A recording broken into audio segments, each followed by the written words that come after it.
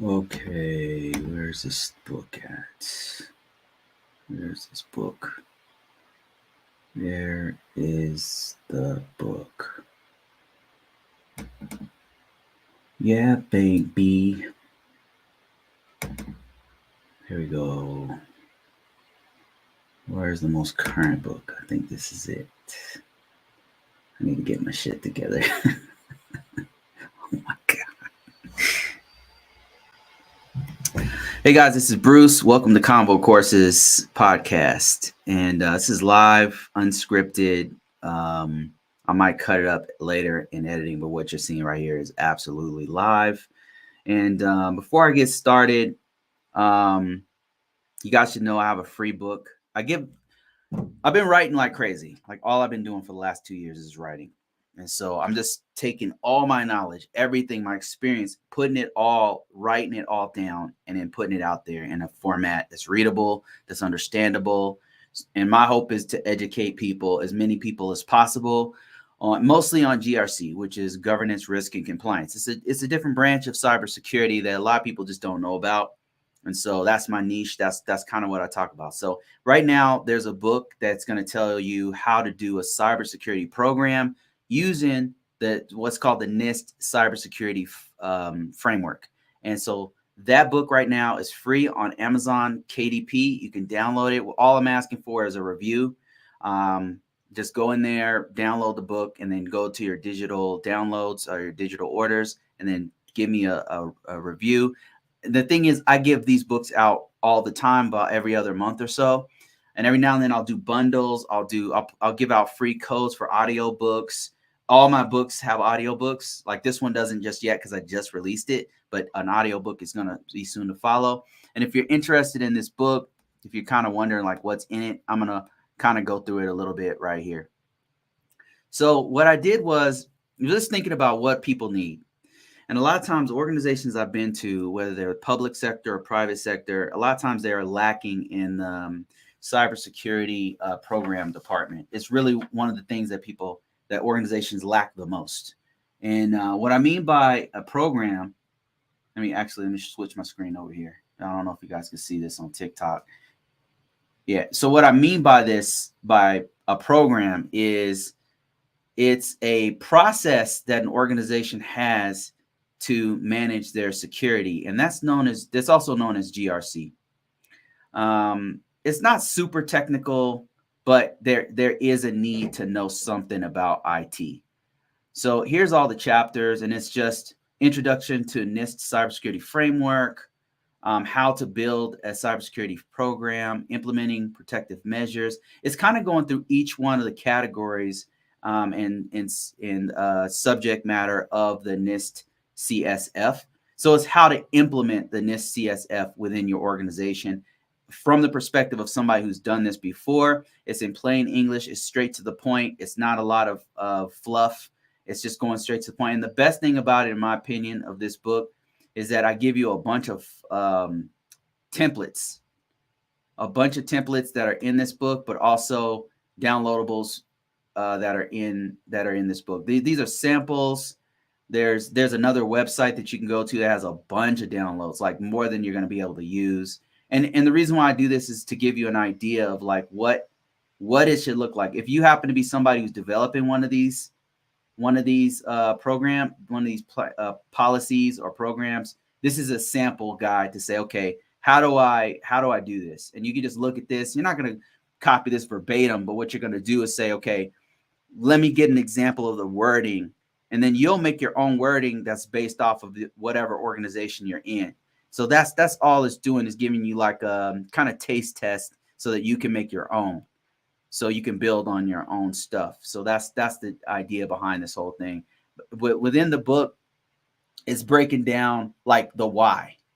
Why do you need to have protective measures? I mean, it seems obvious, but I'm breaking down the why in great detail so that you know what to hit when you're talking about protecting data. And very quickly, I go through what the NIST is, what the NIST cybersecurity framework is. It's very different from the NIST 800 risk management framework. That's a different framework.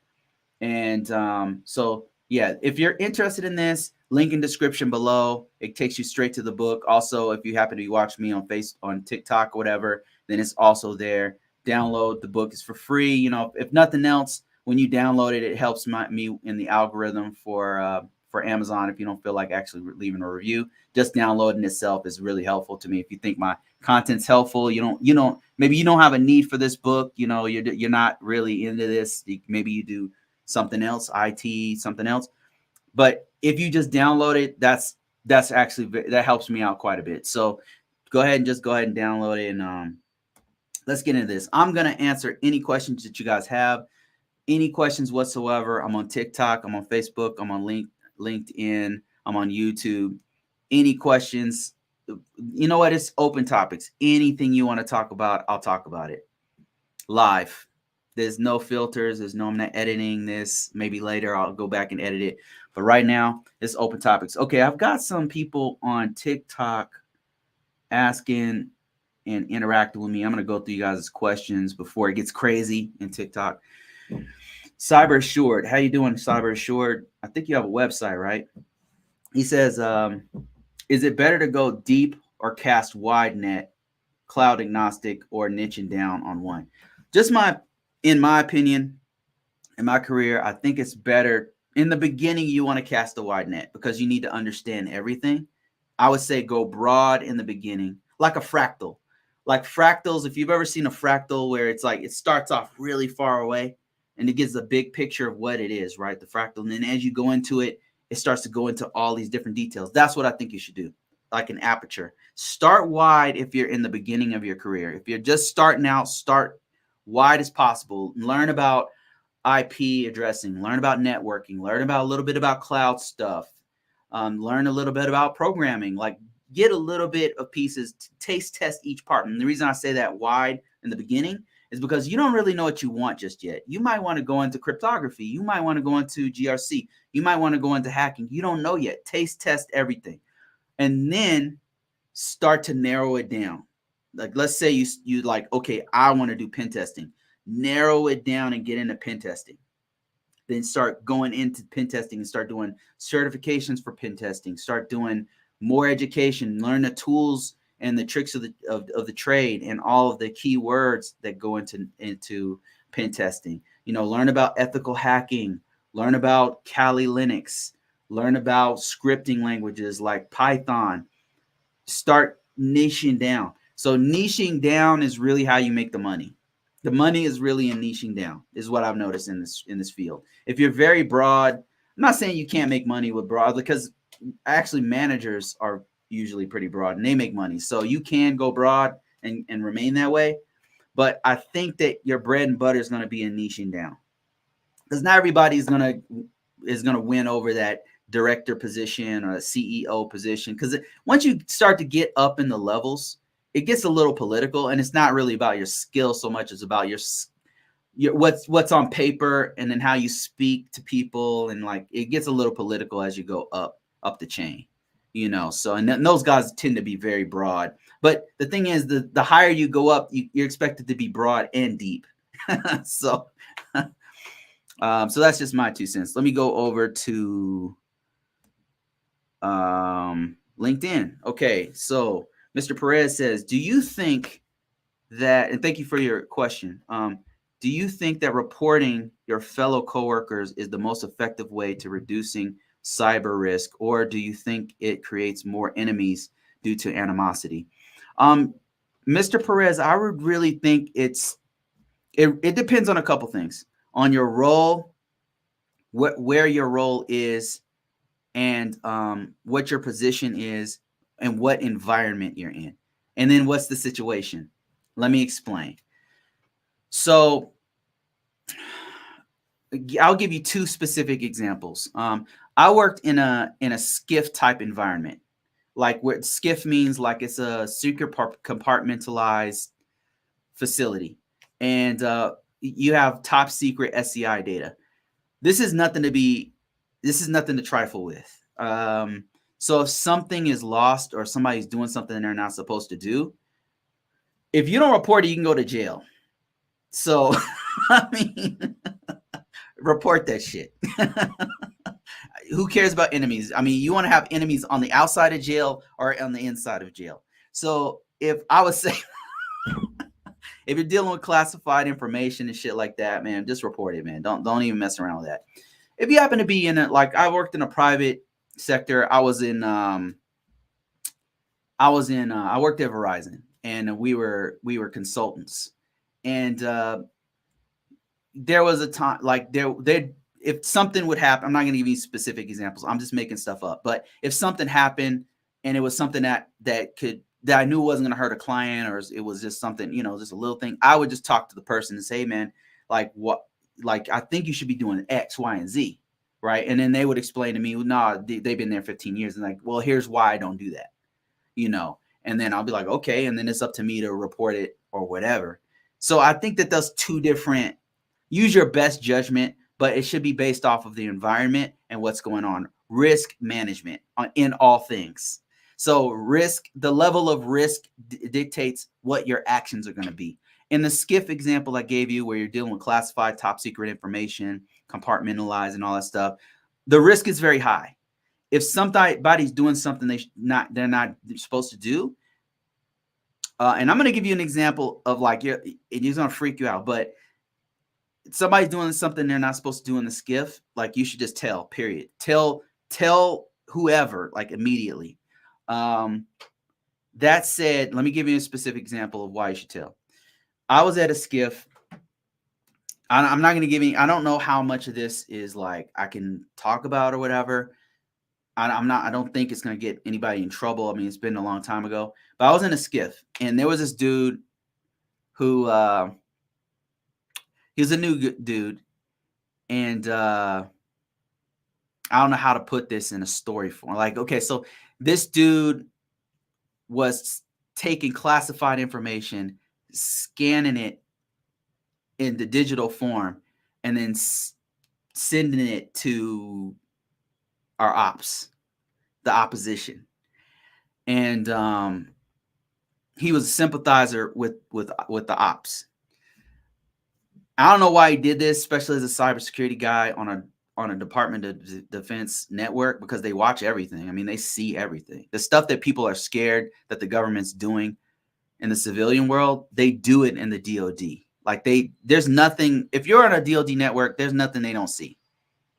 So I don't know why he did this, but he was scanning stuff and then sending it off. And then the FBI or whoever came in and arrested him right in front of God and everybody. Like he just walked his ass right out, and that's it. Never heard or seen that guy ever again. So yeah, tell him, be a snitch. That or go to jail. I mean, don't risk it, man. KP55 says, how do you get experience to narrow down your focus in cybersecurity? That's a great question. So KP55, what I did was I was in the military. I was in the Air Force, and as a C3OX1, which was a computer operator. And really, we had many different jobs. They usually start you off on the help desk, doing customer support, fixing laptops, fixing desktops, whatever, right? And every now and then you'd get exposure to the network or to servers or whatever, but it was very little experience. So let's say you wanted to niche down in cybersecurity. Well, in the help desk, you actually do have some interaction with cybersecurity, because every now and then we'd have to update virus definitions. That's something that's actually a cybersecurity task. That you could put on your resume, and that's legit, because what software are you using? You're using semantic endpoint protection. You're updating the signatures for that. It's doing heuristic. It's doing some kind of heuristic algorithm to detect whether or not anomalies are on the system, whatever, right? And then another thing you're doing as a help desk person is you're putting patches, security patches on the operating system. So with whatever IT you happen to be doing, there's a good chance you're doing a little bit of whatever you're trying to niche down on. So the first thing is to recognize what it is you're doing in that specific niche, whether that be cybersecurity, incident response, you're doing a little bit of that. You got to recognize it and then put that on your resume and then dive deeper into it, know more about that thing. If you're doing backups, that you're doing disaster recovery, you can niche down into that. If you're doing, I don't know, network engineering, if you're on the help desk, every now and then the net goes down, the network interface card goes down. You got to figure out how to do that. You got to work with the network team. Now you can niche down and you can kind of start learning a little bit more about that. Learn about the root cause analysis of why it's not working. And that tells you like, okay, we're supposed to be using IPv6 and not IPv4. What's the difference between the two? A lot of people will stop there. They don't need to know that. They fixed it and they move on. But if you're trying to niche down, you're going to deep dive into the problem and then how it was solved, the root cause analysis. And then you're going to understand it. Maybe bust open a couple books, reading, watching videos, learn more about that thing that you're trying to niche down on. That's another thing. Start doing that stuff at home. Then you'll start to recognize that you have been doing a little bit of that if you've been doing IT for some time. That's one way you can niche down. Another thing you could do, what I did was I went from doing risk management framework, GRC work, to I transferred into, I was just trying to try something else out. I went into cybersecurity analyst work for about a couple of years. And wow, what a way to niche down. So I found out I had some exposure to it, but not a lot. And then when I went into this other job where I was a junior, I was not like, normally I'm used to like being in a position where people are offering me management position, all this kind of stuff, doing GRC because I've been doing it so long. But now I'm like a junior guy whose people are teaching me and I have a mentor and all this stuff. But that's another way to niche down into one thing, is to switch over to another job and then start doing that other thing. Sometimes in your actual company or organization, whatever, they'll have lateral jobs you can do to where you can kind of go into this or go into that to niche down even further. So those are just some of the things that I did that I found are effective, even from my peers that they've done. Get those certifications in that niche, get that learning in that niche, do some stuff at home, transfer laterally, transfer to another company, and recognize the stuff you're already doing in that niche. Hope that helps. Okay, let me see. I got some more questions on TikTok. I'm going to kind of bounce back and forth here. I'm in accounting trying to switch to GRC.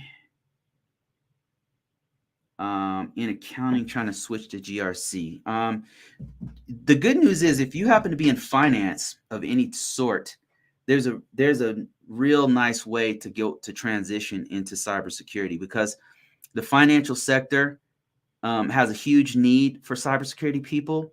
Look into something called the CISA. There's a couple certifications you should look into. I'm going to name a couple certifications and then a couple of frameworks.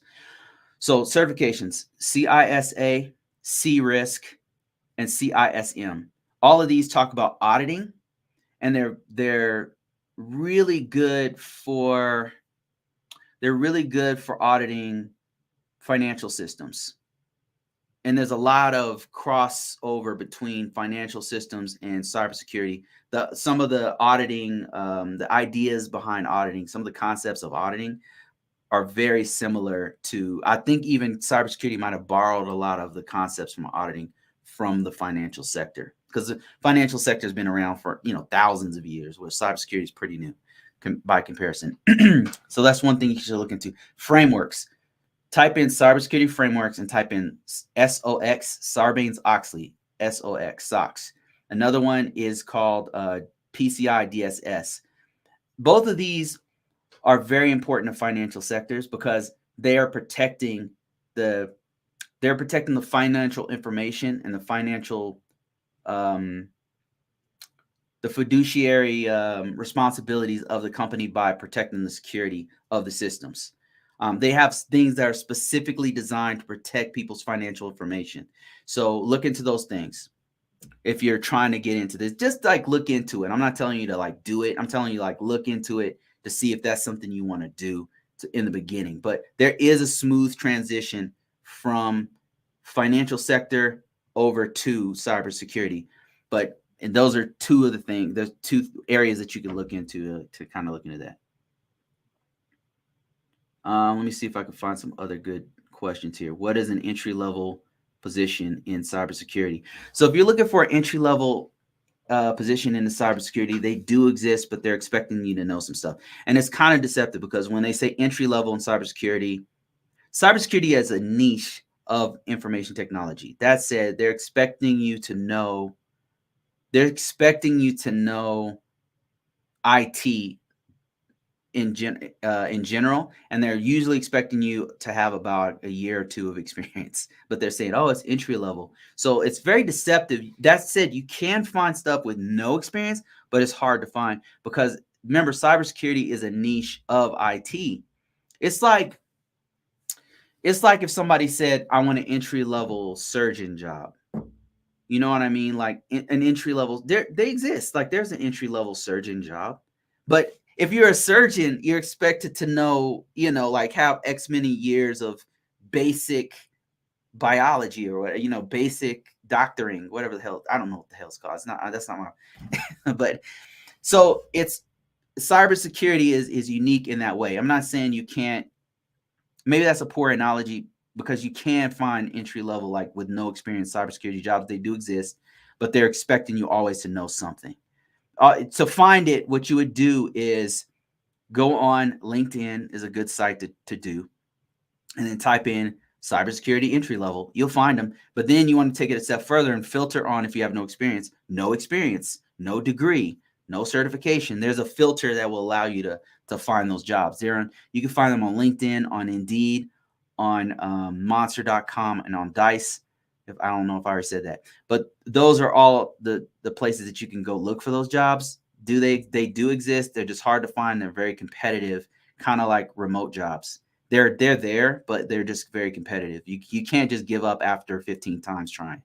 Like it's not going to take 15 times. It's going to take 100 times. If a person like myself is having a hard time getting a remote job, and it's really hard for the average person to get these jobs. Entry level with no experience and remote jobs, I've noticed they're very challenging to get. They do exist, but they're challenging. How do we find your book? You said Amazon. Yes. So right now, if you're trying to get my free book to trying to get an idea of what GRC is about, just kind of, or just to help me out, just to download it, go to the link. If you're on TikTok, go to my link on my profile. Go to my profile. There's a link there. The first link should be to go take you directly to that free book to download it on Kindle.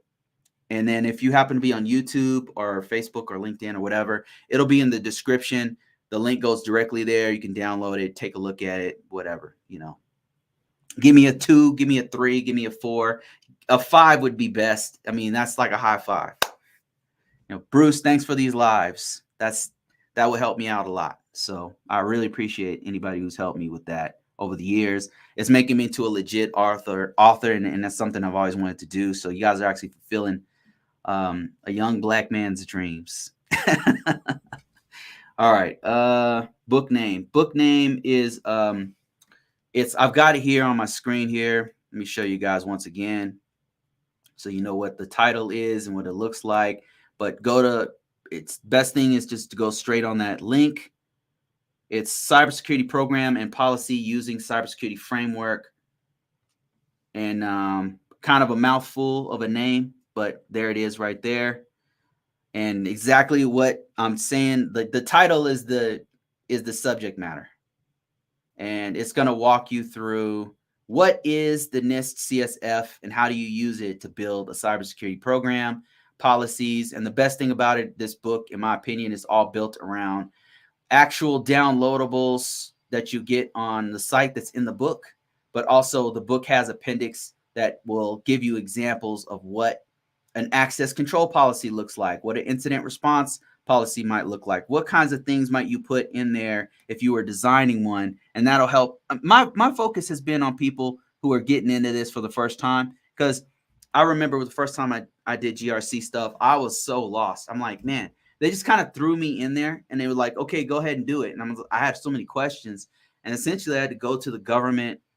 I had to go to FSMA and read it. And I don't know if you ever read a law or an act or a regulation, but it is so cryptic. It's written by a bunch of freaking lawyers. It's written by a bunch of like lawyer-ass senators and Congress people who have to put all this lawyer speak in there. and it loses its actual meaning after a while. Like you have to decipher what it is it's saying. So I had to do that when I first went in the GRC, and it was very frustrating. And I just wished that somebody had just told me what the hell's going on.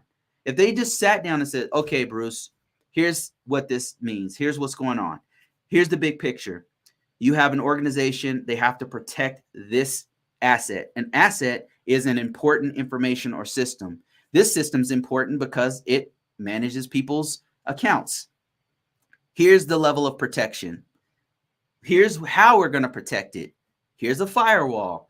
The firewall protects you from from the internet. Now we're protecting this inside internal information systems. I wish somebody would explain to me how that relates, the actual technical piece relates to actual documents that we have to do. Why do we have to do so many documents? And they can just say, hey, okay, Bruce, here's why. So what happens is you have this gigantic organization and people are coming and going. Resources are constantly changing. Systems and technologies constantly changing. Because it changes so much, we have to document. We have to kind of take a snapshot, a picture of what it looks like right now to capture the security of the whole system. So that way, if you leave, like you get out of the military, somebody comes in, they can just read what you wrote. They can just say, okay, this is what we're supposed to do on security policy. And that security policy also informs new people. When the new person comes in, you can say, okay, here's the user agreement. It's based off the policy. Like everything's tied together. I wish somebody would have told me that. Like in plain English, not the FISMA standard of 2002, not the Privacy Act of 1974 that's now like irrelevant.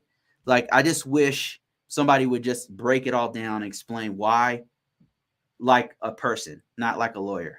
You know what I mean? And that's what my books are designed to do. Is just like take all the stuff from FISMA, from Privacy Act of 1974, take that stuff and say, look, here's what you need to do. Here's why you need to do it. Here's how you do it. Boom, done. That's what my books do. It's not academic. I'm not going into great detail. It's really written by me. That's why you'll see mistakes in there and stuff. It's real. And it's my 2 cents. And sometimes people come back and say, hey, Bruce, you spelled this wrong. I'm like, oh, sorry, my bad. Go in, change it, whatever. Let me see. Okay, let me answer some more questions on YouTube. If you guys are joining me late, my name is Bruce. I do cybersecurity, mostly GRC. I'm not a hacker. I'm not, anything special. I don't know Python. I don't know how to program or anything like that. I'm not some kind of guru that hacks databases or anything. I'm not a PhD. I'm a normal dude. I have a bachelor's degree. I work from home. The special thing I say is I work from home.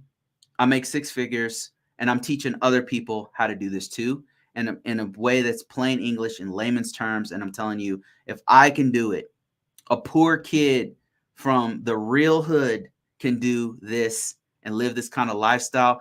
In a couple months, in a month from now, you're going to see me in other countries. I'm going to travel to another, and I owe it all to cybersecurity. You're going to see me in another country, chilling out, drinking Mai Tais on the beaches and shit. And if I can do this, you can do it too. So, let me see. Other questions here. Other comments, questions. Peaceful protesters and indigenous people who are targeted based on beliefs. I don't know. Maybe I'm missing the context on that. How do you get experience to narrow down? Okay, I already read that one. Let me see. How do you leverage risk management framework in working in Verizon? I'm not going to answer that question. Well, I guess I could without being. How do you leverage risk management framework working in Verizon? So in Verizon, what I did was I was in something called the cybersecurity risk program, and we were consultants that would go and help other people to manage their level of risk across different sectors. We did it for the financial sector, from the healthcare sector, and other sectors, manufacturing sector, all these different sectors. So each one has a different framework. Some of them, like it's not always risk management for NIST 800, which is for federal systems. Sometimes it's ISO 27001, which is the international standard. It's very similar to NIST 800, by the way. Or sometimes it's PCI compliance. There's different compliance models, and so we would use those different ones to make sure, okay, here's where you guys went wrong. Here's what you can fix. Here's how you can make this better. You know, you've improved from this quarter to this quarter. Let's see if we can fix this and that. And we would do that by doing assessments. So my main job was really an assessor and determining the risk based off of the assessment data that we would gather. Let me see. KP55 says, I have a small student network lab. It's a two PCs with a Cisco network switch with a Raspberry Pi with Kali Linux. Nice. To help me learn cybersecurity, but I don't have a pathway to practice the cybersecurity concepts. Well, I would say that you are practicing many of the cybersecurity concepts. Well, I mean, actually, there's a couple things you can do. On that little network, what you can do is you could run a scan. So there's different types of scanners you can do. You can do the simple ones that are free, like Nmap. And you can do, I'm trying to think of other free ones. There was one called the sniffers that you can use, packet sniffers and things like that. But what Nmap is going to do is tell you like what ports are open. So one of the best practices of cybersecurity is to manage the ports, protocols, and services. So if you run an Nmap scan, and I don't know off the top of my head what the command is, I'd have to Google it because I just don't use Nmap very often. I know it's space that Nmap's IP space dash. Oh, somebody's gonna freaking. I don't want to say anything because people are gonna be like, no, you don't. You use a dash S, capital S, lowercase. You know, I'm not like super deep in Nmap. So anyway, so you can run Nmap, look at all the ports, protocols, and services, and see what's open on that piece, those two PCs. Then you can go through and start closing the ports. You can say, okay, port 21 is open. Why is port 21 open on PC 1? You go in there, you close those ports. That what you're doing here is you're hardening that system, which means you're putting the security features on that system. That's one thing you can do. Another thing you could do is run STIGs on it. So STIGs is a security technical implementation guides. And those are put out by the Department of Defense, DISA in particular.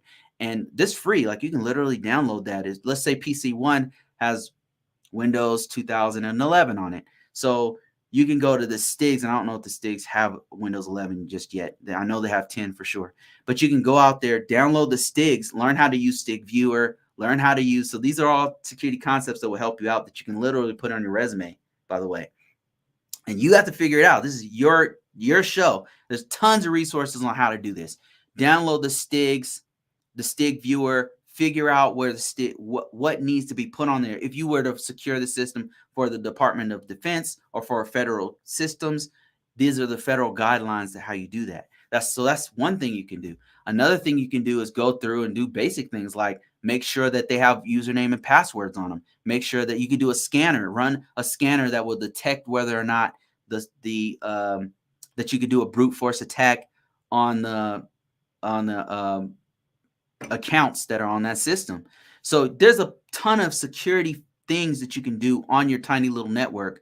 You can actually go into the Cisco network switch and harden that. You can do port security on it. You can do backups on the actual security, on the actual iOS, on the config, on the actual router or switch, and backing it up is a disaster recovery. That's also a security feature that you would want to have on a network. So there's a ton of stuff that you can do to secure the network. That's what your mindset should be, is how do I secure this network? How, as an assessor, here's another thing you can do. Another concept of cybersecurity is conducting assessments to determine whether or not the system has any kind of weaknesses.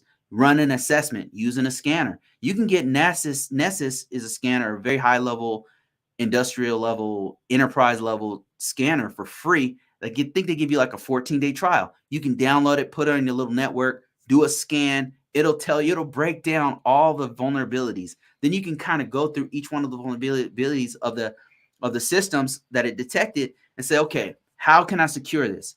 How can I interpret what's going on? You'll see false positives on there. You'll see stuff that's irrelevant. You'll see stuff that's very relevant, and you'll be surprised. You'll see it. It might even pick up things like it can, if you give it the proper credentials, if you do a credential scan on it, it'll pick up all kinds of stuff, man. So those are just a few things that you can do on your network, but you're going the right way, KP5. That's awesome, man. That's more than most people do. Let me, before I go any questions here, let me go to TikTok and answer some questions.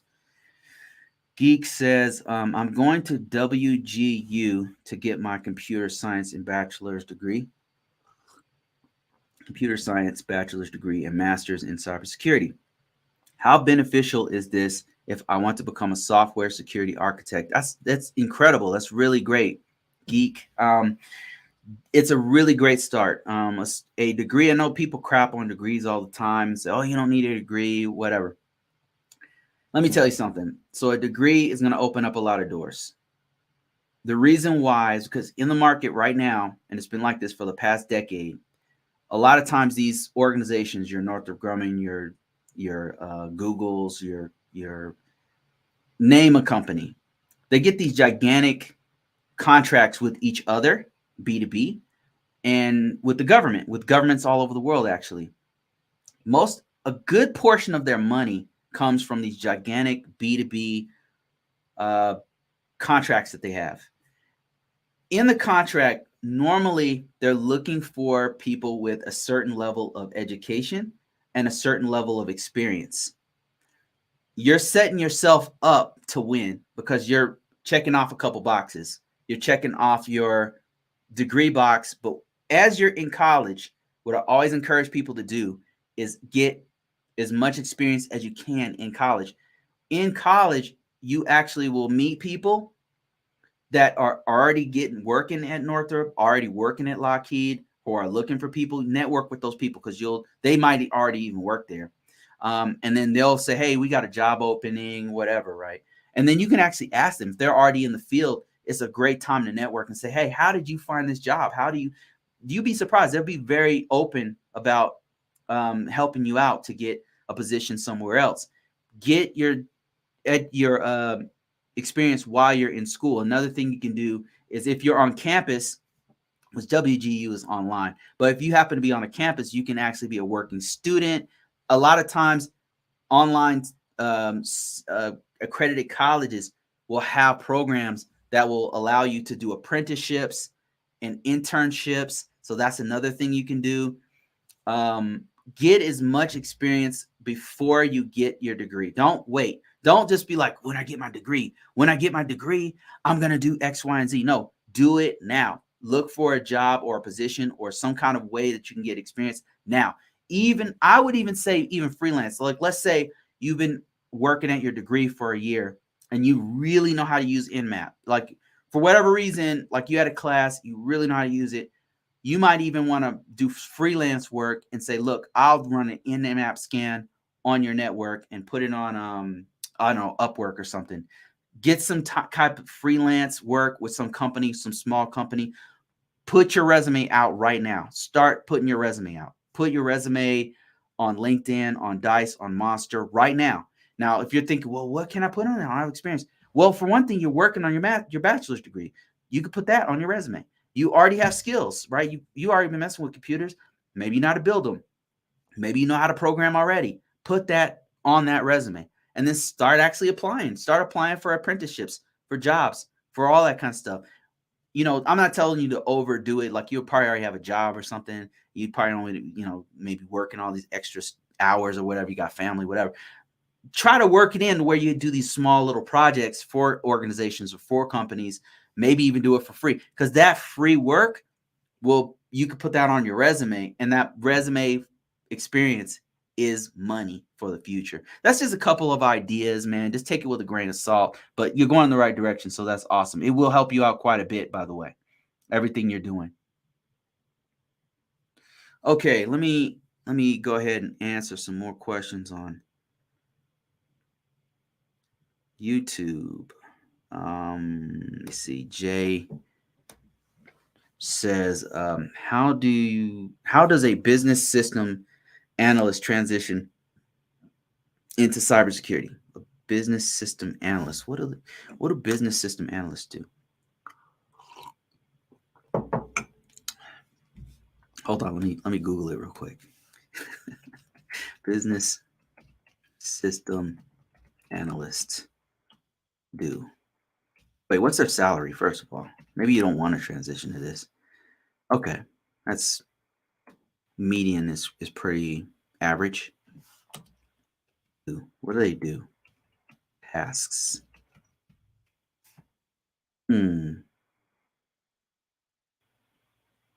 Business analyst job description.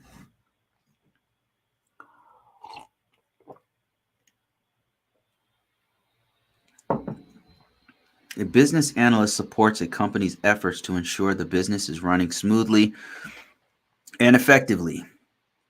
Okay. Business analysts are typically required to review the current business practices, okay, in order to identify areas of improvement and make plans to implement those changes. So it sounds a little bit like you could probably transition into GRC work, because GRC stands for governance, risk, and compliance. So part of governance is getting into like the management of the system. Now, so for cybersecurity, we're focused on just one aspect of governance, which is managing the information systems. We're not really into the, you'd probably as a business analyst be doing like working with HR department or like, how much money the company makes or whatever, and those processes that produce the actual objects and widgets and services. We are only concerned with making sure that those systems and services and widgets don't get hacked. So it's kind of like a narrow band. We're doing like a narrow band version of business system analysts, but we're just focused on just cybersecurity. So we'll look at things like, we'll do like a gap analysis of where the organization needs to be for the cybersecurity and where they are. So where you might do a gap analysis on, here's the money that we want to make for a fiscal year, whatever, and here's where we are, and what kind of processes do we need to do to get from here to there. But we're just focused on cybersecurity. So it's actually sounds like my job is easier than yours, to be honest with you, because we're just focused on one part, where you're looking at everything. Where our scope is like, one part. So probably, how would you transition? That's your question. Well, first of all, I would advise you to know the basics of IT. So I would start there. If you know nothing about IT, I would start off with knowing the basics, like the common body of knowledge for IT. Now, if you happen to already be a geek, you're a gamer, you build your own rigs, you're a crypto guy who builds your own rigs, you're a software guy in the back end, you design your own websites, then actually you have a leg up on a lot of people. You're already a geek, so that's good. So from there, you want to start busting open books and reading. Learn more, learn the terminology, talk to other IT people that are in the field. If you know nothing at all, then I always recommend people do A+ certification. That was one of my first certifications was called the CompTIA A+, and it tells you the basics of information technology. If you don't know the basics, then start there. If you already know the basics, skip it. You don't need it. So CompTIA A+, it's 2 certifications. If you don't know nothing about IT, it's going to be hard. If you already are in IT, it's a waste of your time. Go to Security Plus. So first step, learn the common body of knowledge. Just like in your field right now, business systems analyst, if somebody came into your field, they have to know the basics of business, right? The basics. There's a basic fundamental common body of knowledge that they really need to know. If they don't know nothing about it, it's going to be really hard to even tell them the basics. Once you build on the basics of information technology, the basics of networking, cloud technologies, software engineering, architectures for systems. And it sounds sounds like it's mathematical or whatever. It's not. It's pretty, unless you want to go that route. You can go that route. It can get it depends on how technical you want to get. But the thing is, cybersecurity is very broad. Anyway, let's say you know the basics. Now you want to start niching down. Like now you want to learn, okay, you might not even want to do cybersecurity. You might want to do network engineering. That's what I wanted to do. When I first started in IT, all I wanted to do was network stuff. I did not care at all about cybersecurity. I only wanted to do networking. It was just intriguing to me. But as I got into it, I'm like, networking's cool, but this other stuff is cooler. And I tried it. I tried software engineering. I hated it. I'm not good at it. I hate it.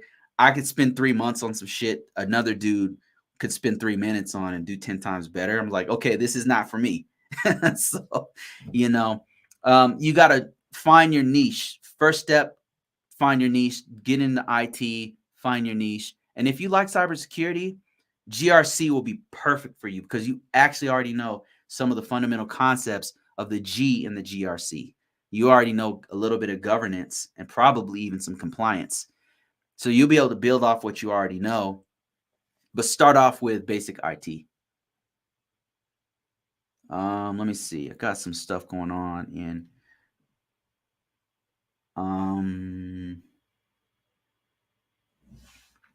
you don't really need to report, you need to document, and that's slightly different thing. Okay, he's talking about what we were talking about earlier. Yeah, basically that's not how espionage works. I wouldn't even log into my personal email on a DoD network. Yeah, that's not a good idea. They see all that shit, man. They see all that shit, man. They know all that shit. Yeah. FBI does not handle intelligence matters. I don't know who it was who came in and arrested that guy. I really don't know. More than likely, it wasn't FBI. It would have been Air Force OSI. It would have been OSI who came in and handled that. I'm pretty sure. OSI handles terrorism, and then they would pass them off to probably FBI or CIA or whoever. I don't know. Let me see.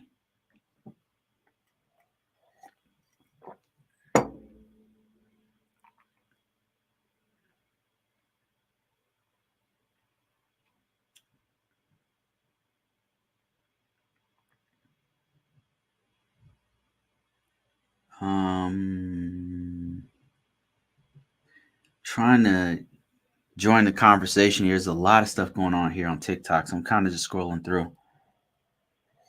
If you guys are joining me late, my name is Bruce. You want some free stuff? Link in description, link in bio. Free book right now, downloadable on Kindle for a limited time only. I think till Tuesday. Then I'm gonna put it to like 99 cents or something like that for a while.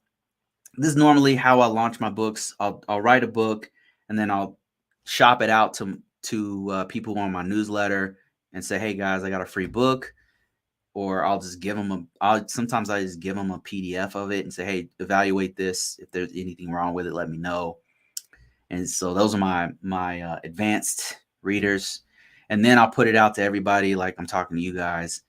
And then I put it to 99 cents, let it stay out there for a while. And the reason why is got to promote it and boost it up in the algorithm of Amazon. And then finally, the full price comes out on the book. Some books do well, some books don't do well.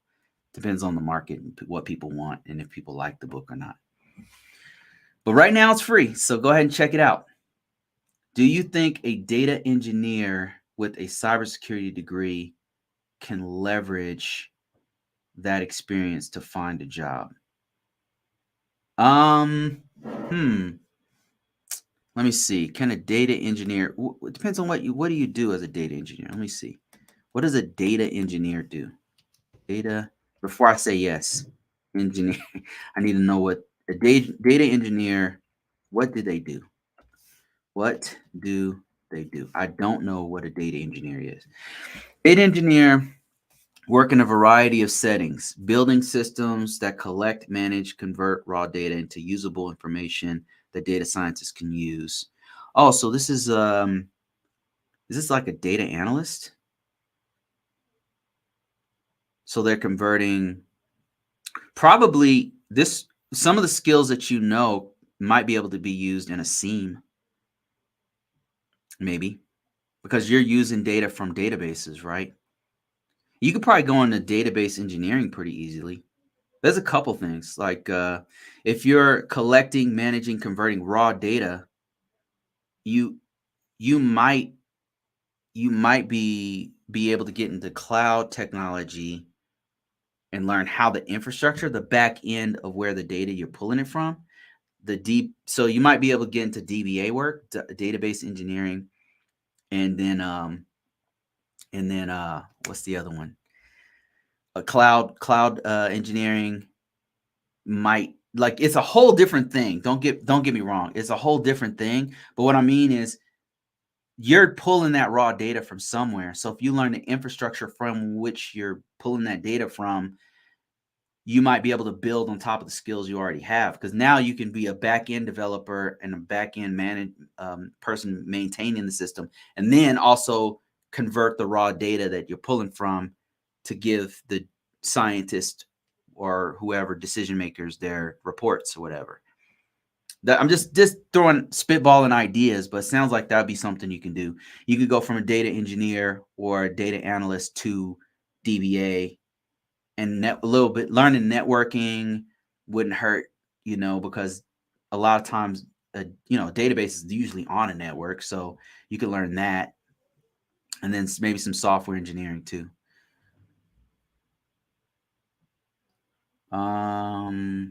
What happened to the sound? Is the sound off? Understanding double entry systems, the veil, and private public settings. I'm going to school for my bachelor's degree in computer science and master's. Okay.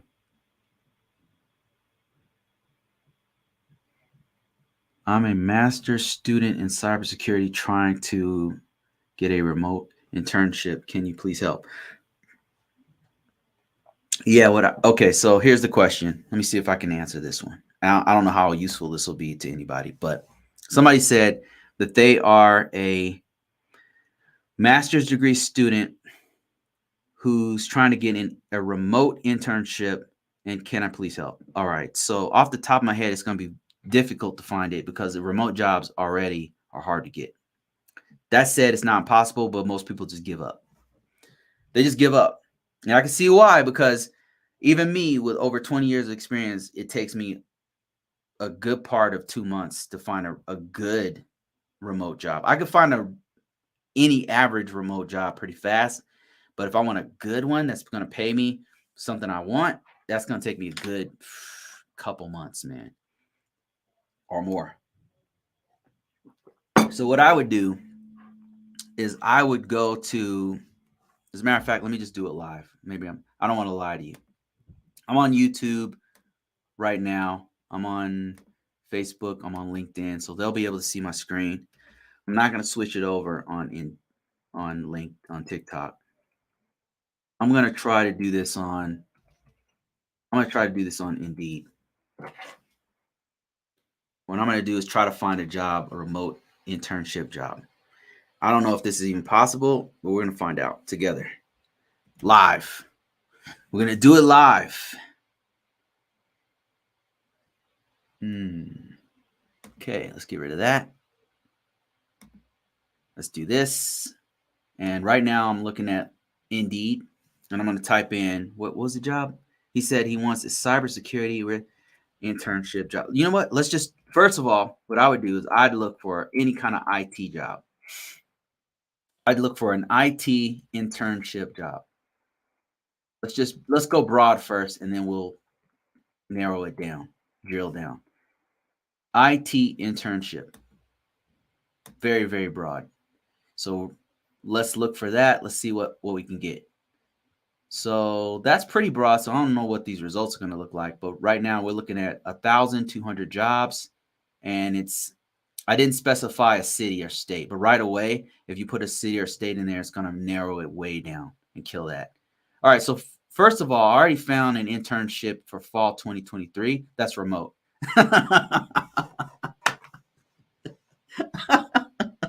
Are you still watching, man? I don't know. Let me just show you this. Okay, I switched the screen right now. Right away. I wasn't even. Oh wow.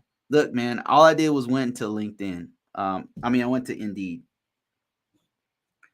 So check this out. That's it right there. Boom. Now, keep in mind, like 100 people are watching this.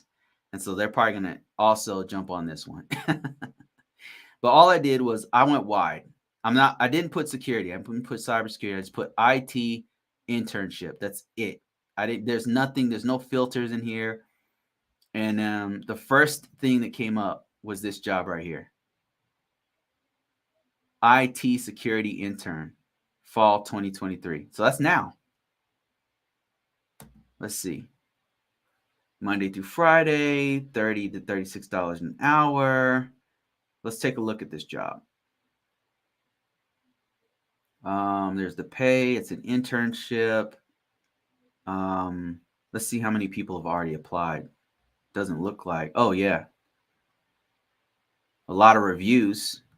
So a lot of people have reviewed. I don't know if that applies to, I don't know if that's telling us how many people have applied for this job, but there's the skill set. There's the duties and responsibilities. There's the eligibility. There's when it starts. Look at this. Starts in September 2025. September 25, 2023. It's in the Bay Area, but it's remote, so you don't care about what location. There's one. Here's another one. Look. This one's also remote. This is from Harris, and this one's paying even higher than the other one, looks like. Internship, remote, SCCM. Here's what they're expecting you to have. Yeah, damn. There's another one. This is why college is still relevant in cybersecurity. In engineering, school is still relevant. I know it's not popular. It's not a popular thing amongst the Gen Z guys. It's because it's so expensive, and I don't blame them, man. It's prohibitively expensive these days. It's not nice. It sucks. The books are like $100 a piece. It's just stupid. There's another one. There's another one. These are not remote though. Let's see. Let's just take it one more step further and look for just remote. Oh, okay. It's already set for remote. That's what happened. It was filtered. Okay, let's filter on just remote jobs. It had something else before. This is remote and hybrid, internship. Here's another one. It doesn't look like that one's remote. This one's remote. So yeah, there's quite a few. That's all I did. Just go to Indeed.com. Probably work on Dice too. If you happen to be in school, then internships are always looking for students who are working on their degree. And so that's why school is still, you don't have to do a degree to get into IT, but it definitely helps, man. It definitely helps. And actually, it's just a time. It's what's really great about school is it forces you to just think of one thing and focus on one path. Because in life, I don't know if you notice this, but our attention is spread so thin, especially with social media. We got all our attention is spread in many different directions all day long. With school, it's forcing you to focus on one thing and learn those concepts on one area, and you start to build on that knowledge to where you can get better and better, stronger and stronger in just one area of expertise. And that's the idea behind it. And in that time frame, though, what you want to be doing is putting in experience, getting experience, and maybe building your own labs, messing around on the back end, right? Even out of school, not just learning doing essays or compositions or writing pizza programs or whatever the hell they're doing these days, but also doing your own thing. Maybe having your own project, trying to start your own business, doing your own thing. Hope that helps.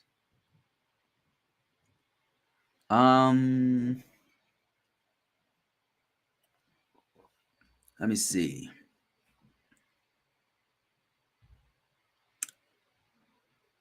Got some other stuff.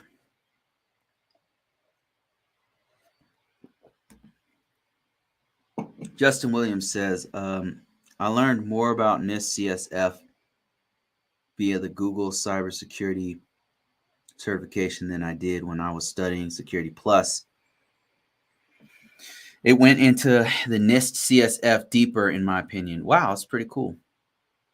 Yeah, from Security Plus, I recall them mentioning cybersecurity frameworks. They mentioned CSF.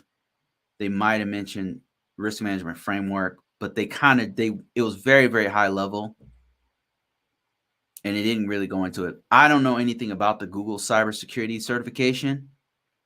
I've heard good things about it, like it's an entry level common body of knowledge. I've never taken that one.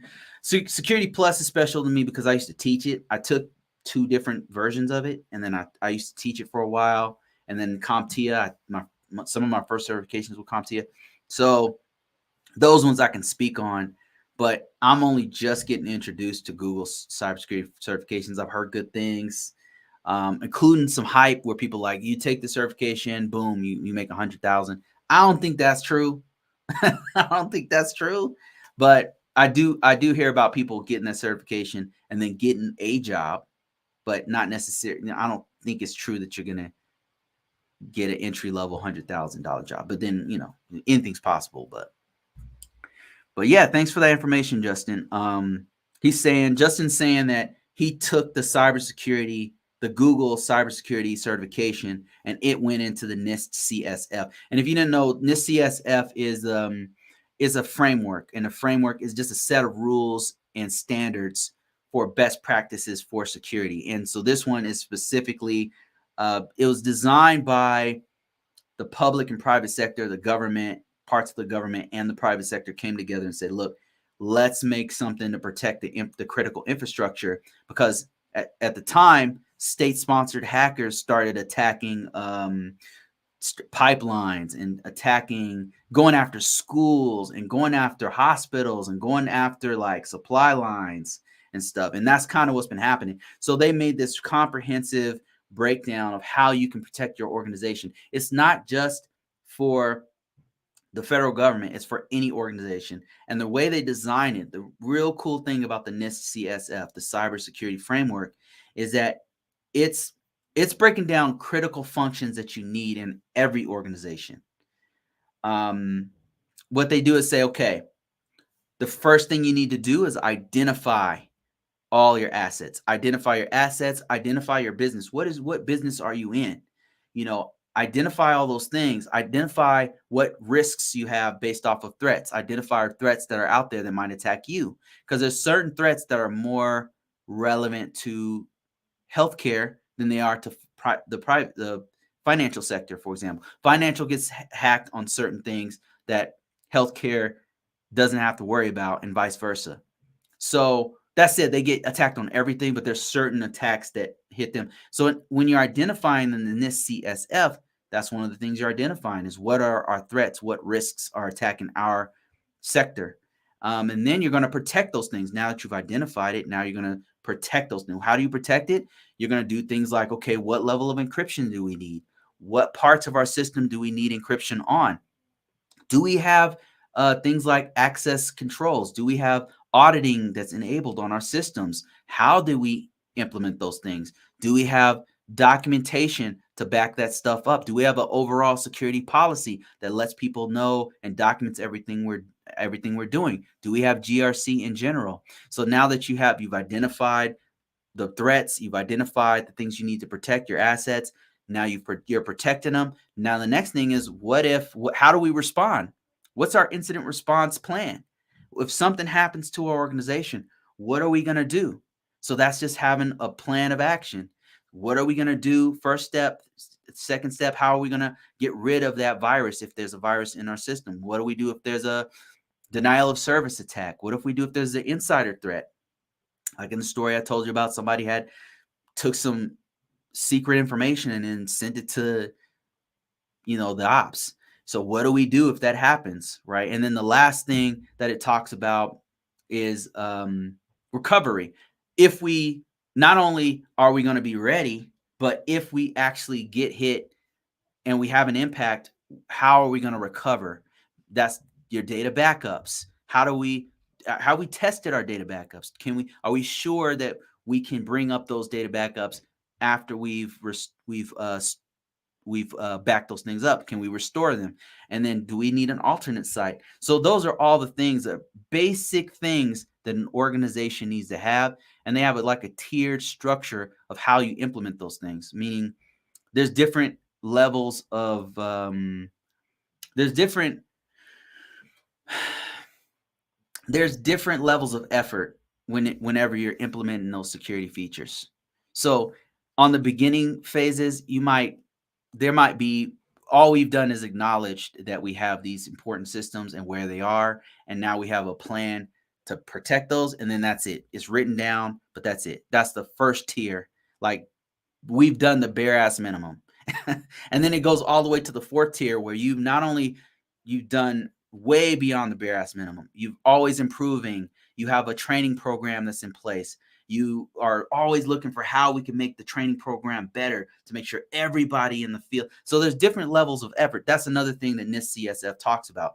So all of those things, and NIST CSF is actually really dope. I think it's the best. I think it's the best framework out there because it encompasses everything. You can literally integrate it with all kinds of stuff.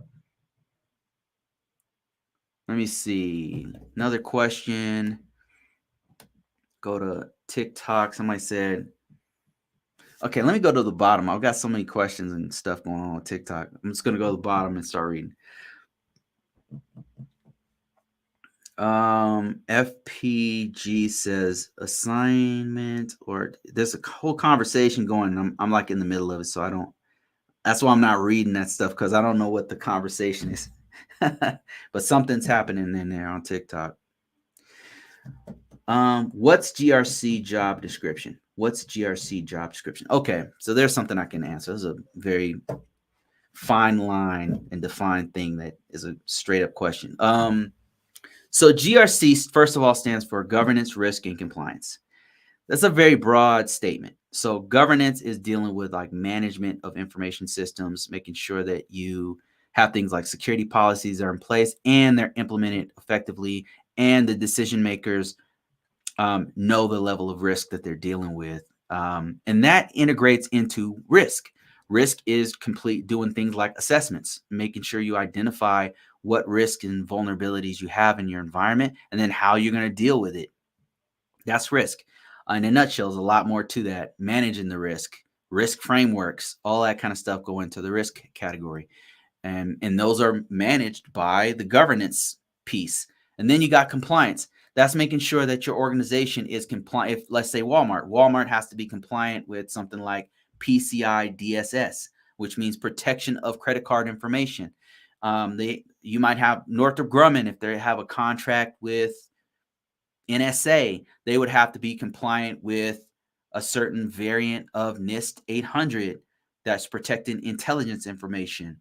So that's a framework, and that framework is created from actual regulations that are coming down from in the case of PCI DSS, it's coming from the actual credit card companies. MasterCard, Visa, Amex, Discovery all came together and say, here's the best practices that everybody needs to do. So that's compliance. You got compliance, you got risk, and you got governance. That said, there's many different jobs in that umbrella. So you got, in the governance side, you've got people who are cybersecurity, information system security officers, and information system security managers. And they have their own set of tasks. And in the risk category, you might have something called an SCA, or a security control assessor, or an auditor. And all they do is run scans and then determine what the risk is to an organization, or give those risks to some organizations so that they can determine what the risk is. And then compliance. You have compliance officers, but you also have ISOs as well. You have information system security officers who are also focused on compliance. So those are three different jobs. Those are three separate jobs that are doing three separate things that have crossover. There's overlap, but they are different things that you're doing. Each one has different tasks. It's a very, very broad term. So let me see. FPG is adding to this conversation. He says regulation is basically externally imposing rules. What are they and who is accountable? Yep. Compliance means the mechanisms to ensure rules work and are being followed. Exactly. Compliance is reviewed by audits and control teams. Yes. And so all of and the risk is basically rules and insurance. So all of these things, they all work together. But there's different jobs for each one of them. And I can give you a couple of examples. Right now, I'm in GRC. I'm doing a little bit of all of those things. And I've done each one of those jobs intimately. In my last job, I did risk. And in risk, what we did was I was a cybersecurity consultant who did risk analysis. So I would go into an organization and we'd run a scan. I'd take 4 or 5 different scans across their environment. And then I'd take a look at them, and then I would determine what level of risk they were based off of some standard. And so that was my job. And so what I did every day was I looked at scans. It was a lot of data. So I would look at data. It would come in. I would compare this bit of data to this other bit of data, and I figure out what level of risk. We had like a risk score, what level of risk they were, and then I would write out like a basic outline of what their risk was, and then I would present that to their CIO or whoever. And then, so that's a risk job. That was my daily job. I would set up meetings, run scans, I would analyze those scans, analyze that data, and I'd have to know the scanning system. We'd run phishing campaigns. So all that data, we'd put it all together and we did analyze it, and then we'd meet up with people. So that was my whole job. Right now, what I'm doing is it's a combination of governance and compliance, because governance, I'm helping to make sure that security policies are good. So I'll look at a security policy and say, okay, do we need to update this? Something changed in the environment. What's changed? Okay, let's do a security impact analysis. What's the impact to this change that has happened? And so I have to look at it and say, okay, where are we at with this? I've got to meet with different levels of the organization to determine what level of risk we're at and how we can fix it. So how are we compliant with, say, FISMA or whatever compliance standard that we have? So those are 3 different jobs, and most of them, it's a lot of meetings. I tell you that. That's one thing that's common with GRC is it's a lot of meetings. It's a lot of documentation that sometimes you either have to write or you have to evaluate it or you have to modify it or fix it or update it. It's a lot of that. It's a lot of logs. It's a lot of like looking at logs, not like SOC analysts. Like they look at way more logs and they're looking at like trends of the logs. We look at logs to see if there's been a major change within the security posture of the organization. In other words, in plain English, we know that there is a certain vulnerability and we know we need to fix that vulnerability. Have we fixed it yet? Or is it worse than it was the day before? That's what I mean by when I say security posture. How many vulnerabilities do we have? Have we fixed them? How quickly can we fix them? So that's kind of the thing that a lot of those GRC jobs have in common. So I hope that answers your question. Let me see here.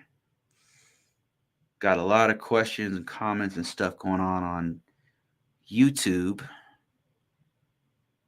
Justin, thanks again for that great insight, man. I did not know that Google cybersecurity certification actually touched on NIST CSF. That's great. I might have to take a look at that.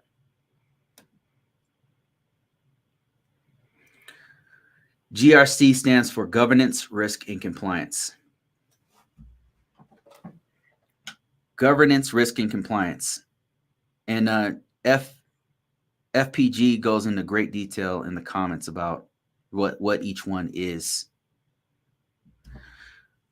Okay, Leslie says, "Hey Bruce, can you help me to prepare for a security compliance analyst role?"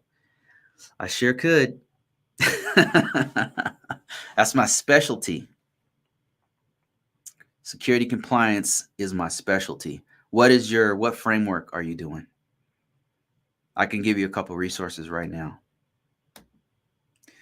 Justin said, I've been in cybersecurity analyst for a year.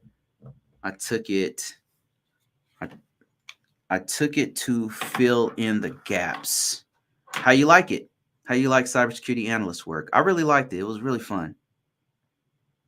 I really enjoyed it. It was a fun, it was everything I wanted cybersecurity to be. Unlike governance is not what I expected cybersecurity to be. but cybersecurity analyst work was everything I expected it to be and more. It was beautiful. It was really fun. It was really fun. I'm just getting older now, and I'm kind of like, don't care about being an employee anymore. I've lost my fire, man. I just know stuff now. But holy crap, when I was doing it, it was so fun. Isaiah says, I just got an ISO position listening to this. Really? Congrats. I would ask where, but you probably shouldn't put that on and make it public information. Javier says, hello, just came in. Do you have a link to your classes? Yes. So if you go to the link in description, I do have some courses that are online for those who are interested. Those who really want to go deep, we are thrown and thrust into this environment as a cybersecurity person. I've got some discounts, actually, some big discounts on a site called ConvoCourses.net. If you go there, it'll be a Linktree page, and it'll have a couple of discounts that you can do if you're trying to do the online class.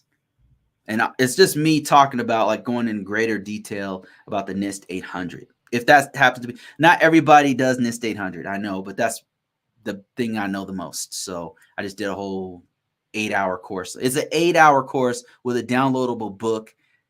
You won't get through it in 3 months. Like, it's a lot, and it's mind numbing.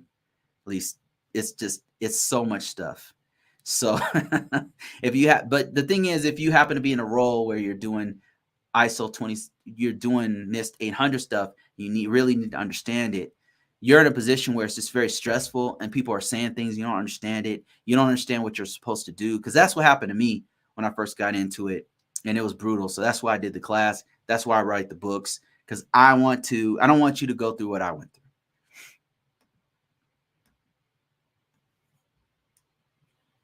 Oh, this is a good one. This is a great conversation for FPG.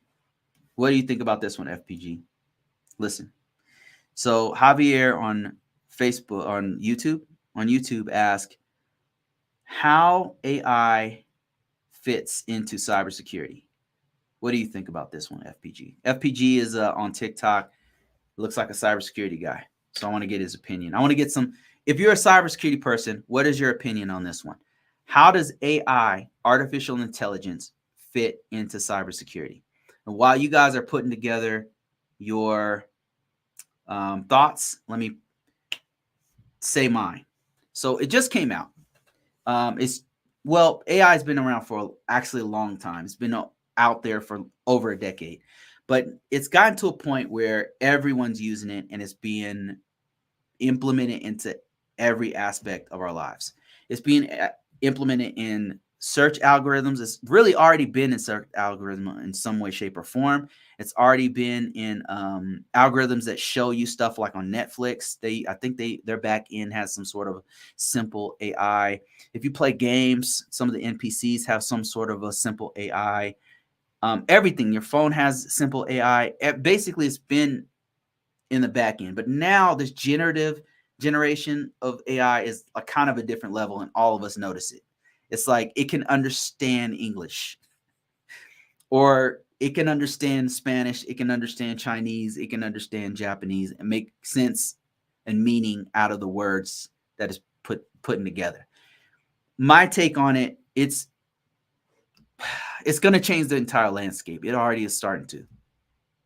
It's going to be implemented. Generative AI is going to be put into tools like Splunk, tools like Kali Linux, tools like it's already being integrated. It's going to be put in every phone will have it. Everything is going to get upgraded with. It's going to be like a browser. I think you'll be able to put it. You'll be able to put in prompts, and it's going to come back with some meaningful information that's going to help you to get work done faster, doing more productive. Now, for people who say that we should slow it down or whatever, I disagree, and here's why. It's kind of like taking away guns. Me and my kids have this conversation a lot. They're like, Dad, I don't think that guns should be anywhere. I think we should take them away. And my thought is like, there's a real good quote from Boba Fett on Star Wars, where he says that laws are there for the just, meaning people who don't give a shit about laws are not going to give away their guns. But people like myself who do care about those laws would give away their guns. And all it does is arm the bad guys.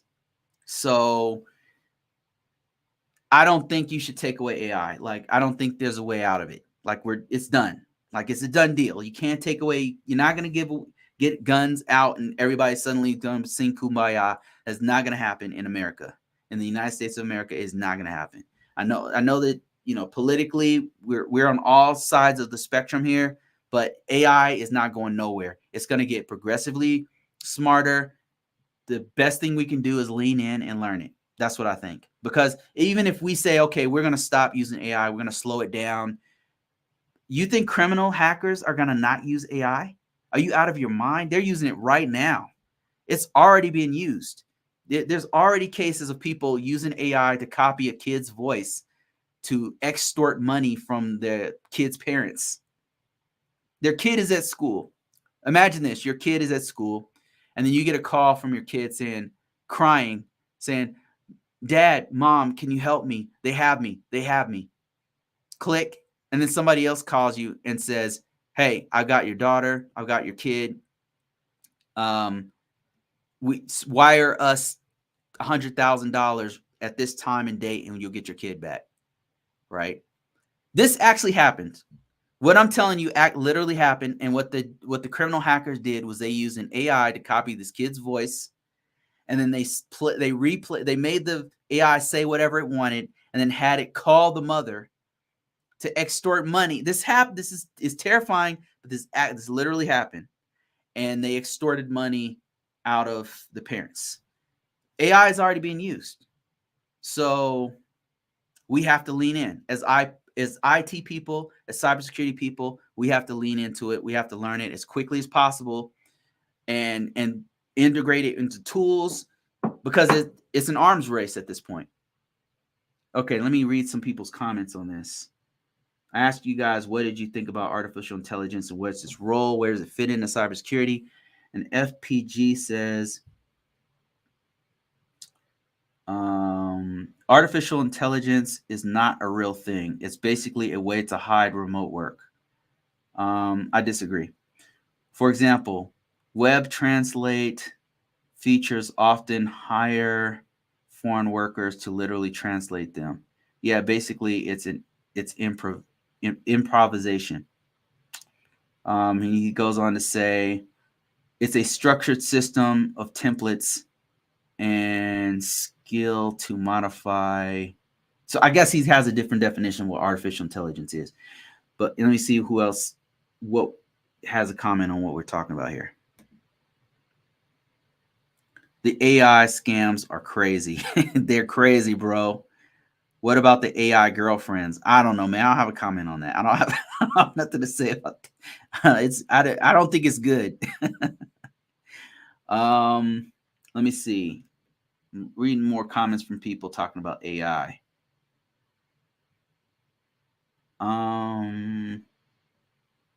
Somebody said fraud GPT, for example. I ain't even heard of that one. Let me see. It can help automate some tasks, but not replace human judgment. Yeah, I agree with that. In full context, in a formal context, artificial intelligence is about being able to identify categories of things. I guess what I mean, FPG, is like we can argue about the semantics of what artificial intelligence is, but what I'm saying is, what is the impact? Let's be more specific. What is the impact of something like a generative AI like ChatGPT that's now being integrated into search engines, into creating code, into what do you think the impact of that? Where does it fit into cybersecurity? Let's just drop the name artificial intelligence if that bothers you. What do you think about generative, the ChatGPT and tools like this being integrated or used in cybersecurity? Where does it fit in? Let me see. Basically, they are, in that sense, it's just looking up shit we already know and feeding it back to you. I disagree, man. I disagree. Resilience. Just want to know your book on NIST RMF is being spread across DoD. I must say it's extremely good. Learned a lot about this book. Wow, holy crap. That's awesome, man. I didn't. It scares me, but at the same time, because I put some real shit in that book. Damn. Man, I hope the Marines don't come after me. I said some bad things about Marines in that book. Shit. Hey, if you're a Marine, I want to apologize in advance for things I said in that book. I didn't mean it. It's just a joke. Oh, and the Army too. Yeah, I would like to apologize for anything I might have said bad about the Army, the Marines, and the Navy. But I had to take my shot. Oh, it's just comedy. Fraud GPT is an AI generated chatbot to create phishing, false websites, and text. It's new. Damn, I gotta look that up. This shit's moving so fast, man. It's moving so fast. There's one called Pen Test GPT. Yeah, and that one's it's going so fast. I can't even keep up. I'm trying to write a book about like prompts, and it's moving so fast. AI is moving so fast, I can't keep up with it. Like it's useless to write a book about it because as soon as you come up with something, 10 other new things come out. So I'm having trouble. I mean, it's useful. It's just it's moving so fast that by the time the book is published, 15 other things have come out about it. And it's just, I don't know. It's crazy. Can you read my comment? My earlier comment. Do I need OSCP to be competitive? Is that your question? Do you need OCP to be competitive? Let me see. What kind of salary am I looking at? Okay. And then your first question was thoughts on ex-military. I'm going to get my master's in service. I've been in service for 8 years, pen testing, nation states. And your question is, do you need OCP to be? And you have 8 years of service. Did you do Miyagi? Okay, let's deep dive into this. So you got 8 years of service. Were you a cybersecurity person? Were you a defender? What did you do in the military? So first of all, OSCP is a great certification. So if you're going to get it, do it. But it depends on what you're trying to do. If you're trying to just do straight up pen testing, OSCP is probably the best pen test certification you can get. That said, I know people talk mad shit about the CEH, but the CEH is super competitive, bro. It's super competitive. Listen, hackers don't respect it, but HR departments do. They know what it is. They don't know what OSCP is. So that's another good one. I heard CEH is just for it. Yeah, exactly. I mean, I think it's a good entry level introduction to ethical hacking. But if you're like really a hacker, like for real, yeah, it's offensive security all day long. Yeah, OSCP is, if that's what you want to do. Offensive cybersecurity targeting foreign targets. Yeah, OSCP would be a great move for you. It's, if that's what you want to keep doing on the outside, I would say, yeah. Like if that's really what you want to do, you want to be hands on. But if you have 8 years of experience, what you might want to consider is doing management, because with 8 years in the military, what you have above anyone else, right when you get out, that you don't realize, is leadership ability, because that's one of the things the military does for you on a whole different level that many organizations, top tier, world tier organizations are not going to give you, that the military gives you a lot of, and I think this is slept on, is management and leadership abilities, because they force you into these roles where you had to make huge decisions with multi-billion-dollar projects from time to time.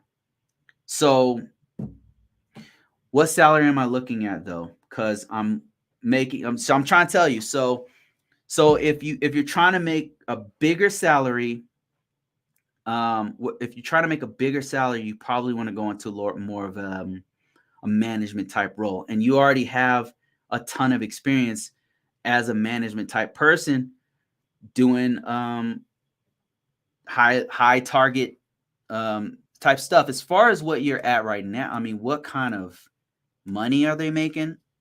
Let's see. Ethical. This is not my field, but I'll do my best. I'm not like a pen tester. I don't really know that area. So pen test. I don't even know what jobs. I don't even know what they're called. I don't even know the names. So maybe we'll ask everybody. So I'm sure there might be some pen testers in here. So I want to ask you guys to ask the chat. So I've got a serviceman with 8 years of experience, and they're looking at getting out and possibly doing the OSCP. And they're wondering what direction to go next. Should they do the OSCP? Should they do something else? He says, appreciate the help, man. Does the OSCP really matter though if I'm trying to go management? That's what I'm trying to say.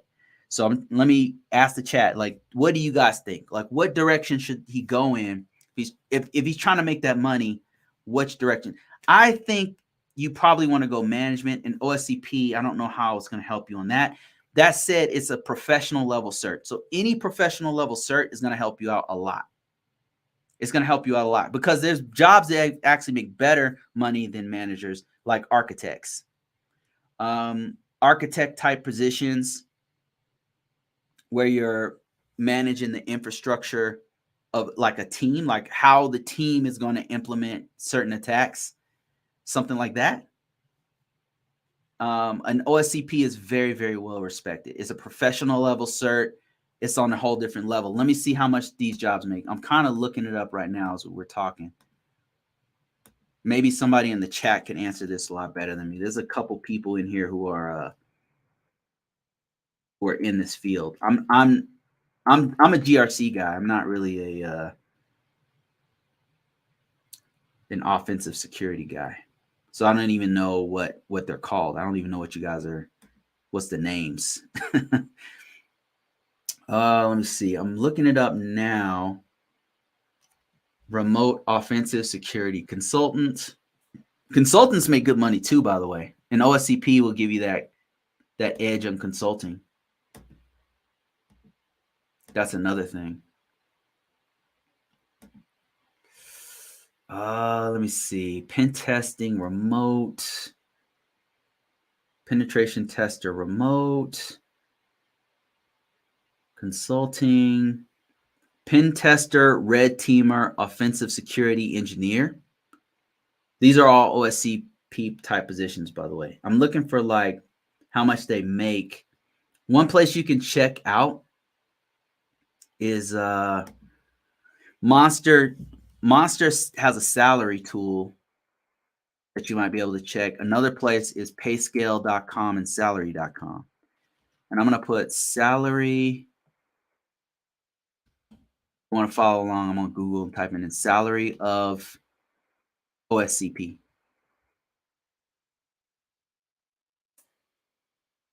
OSCP.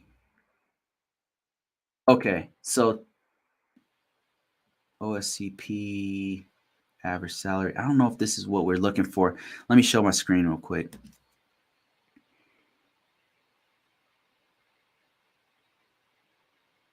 Whoops. Oh man, did I just kill my... All right, so here's kind of what I'm looking at right here. I just typed in salary OSCP, and hopefully this is the type of... I don't know if this is right. Let's just deep dive into this. So OSCP might be referring to something else. So let's just try something else here. Because OSCP, okay, 12 job identified. I don't know if this is talking about... I don't know if this is the OSCP we're looking at. So let me just say pen tester. Pen tester. Pen tester. Let's change the location.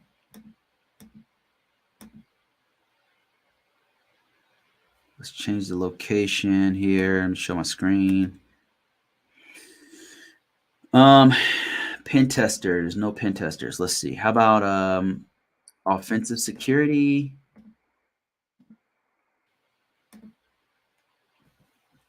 How about red team? Red team. Come on, bro. I don't want this. Red team. I'm just looking for... Okay, this is a false positive, false positive, false positive. This is not looking for anything we want right here. Yeah, this is not helpful. Not helpful at all. Okay, I'll just keep looking. I'm looking for the... This is not my field, so I don't know what you would even call them. Yeah, ZipRecruiter is not like... I think it's me. I'm not looking for the right name. Red teamers? Red team? Red team? Red team. Red team jobs. Ethical hackers. They don't normally call it ethical hacking. They usually call it like red team, something like that. Let me see here. Senior red team. So this is making between 100 and 150. And let's say in Virginia.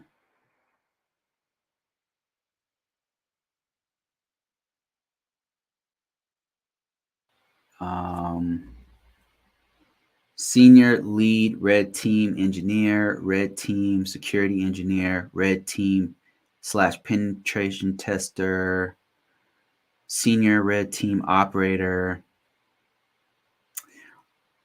I know there's other names. I just can't think of the actual... Help me out here, guys. What other names, what other job titles do you know of? Red teaming, ethical hack. They don't normally call it ethical hacker, but that's kind of what we're aiming for. Pen testers, penetration testers. I know one field you can get into is assessors. I mean, as an assessor, these skills are highly sought after, the skills you have. But I would say one thing you could do is if you're trying to do management type positions, there's a couple professional level certs that I know are going to pay you and give you cast a broader net. One will be CISSP. One will be CISA. Another one will be CRISC, CISM. These are certs that are not as... They're not as... When you say OSCP, it means something, right? It means like you're a badass hacker. When you say CISSP, that's a high level certification. So that does mean something, but it doesn't necessarily mean you're a hacker. You know what I mean? But if you're trying to make money, I would say go for a management type position. This is just my 2 cents, Miyaji. I would say go for get out of the military if you're already out. Focus on like a management type role and do like a CISSP, a CASP, CASP, a CRISC, or a CISA. And the reason why I say that is because those certifications are not going to pigeonhole you. It's going to allow you to do other things. Like your skill set is in pen testing, but those certs that I just named will broaden what you're able to do, and therefore give you access to more high level jobs and management positions which pay more. And with your master's degree, a CISSP, a CASP, a CRISC, or a CISM, one of those types of certifications, it will open up other doors. Like there might be assessor or auditor jobs that need a pen tester that are not necessarily doing the same thing you did in the military, but they pay more, and they're remote. So I would say, unless you like just want to do hardcore hacking and you want to be in the weeds, OSCP, which is dope. I mean, don't get me wrong. One of the top cybersecurity guys on this platform on TikTok, it has an OSCP. He got a master's degree, he had an OSCP, and now he's making 6 figures. He travels the world. He's one of the top. If you go on TikTok and you type in cybersecurity, the guy's name is Chris. Cybersecurity space Chris OSCP, you'll see the guy. That guy's the top guy on TikTok, and he's got a lot to say about OSCP. And probably not what you want to do. From my perspective, coming from the military into the civilian world, knowing what I know about what you said, what I would do is I get that CISSP or that CASP or CRISC or CISA, any one of those. And then I would shoot my shot wide. I would cast the net wide. I would look for auditing jobs, assessor jobs, pen testing jobs, ethical hacking jobs, whatever they're calling it these days, red teaming jobs, whatever.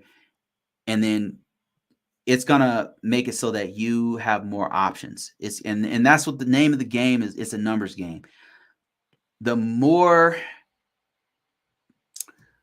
this market you can target, the better. The more people will reach out to you, and then the more opportunities you have to pick and choose what you want. That's where I'm at right now. Like right now, I've got so many people contacting me, and not all of those opportunities are for me, to be honest. Like not all of them line up. Some of them just random technical recruiters contacting me. But I've got so many people that I could just keep going through my list and saying, okay, do I want to do this? Do I want to do this? This job's remote. This one pays X. I'd have to move another state, but that'd be cool. This one's in another country. Somebody offered me a job in Montenegro. And I was like, what the hell? I looked it up. And Montenegro is kind of fire. And it was a pretty good job. I mean, they were paying pretty good. So hope that helps out, man. Would you recommend the Google cybersecurity certification? Actually, yes. Actually, yes. If you're a new person getting in this field, somebody on YouTube just told me something amazing. And they said that they'd taken the cybersecurity from Google, and he said that it covers the NIST CSF more so than the Security Plus. And that is very impressive. That's very impressive. That said, it's not the most marketable certification. What I mean by that is when you look for jobs on Indeed, on LinkedIn, most of the job requirements are not looking for a Google certification, a Google cybersecurity certification. It just doesn't have a lot of traction just yet. So I'm brand new to cybersecurity. Have you done IT before? Is IT your background?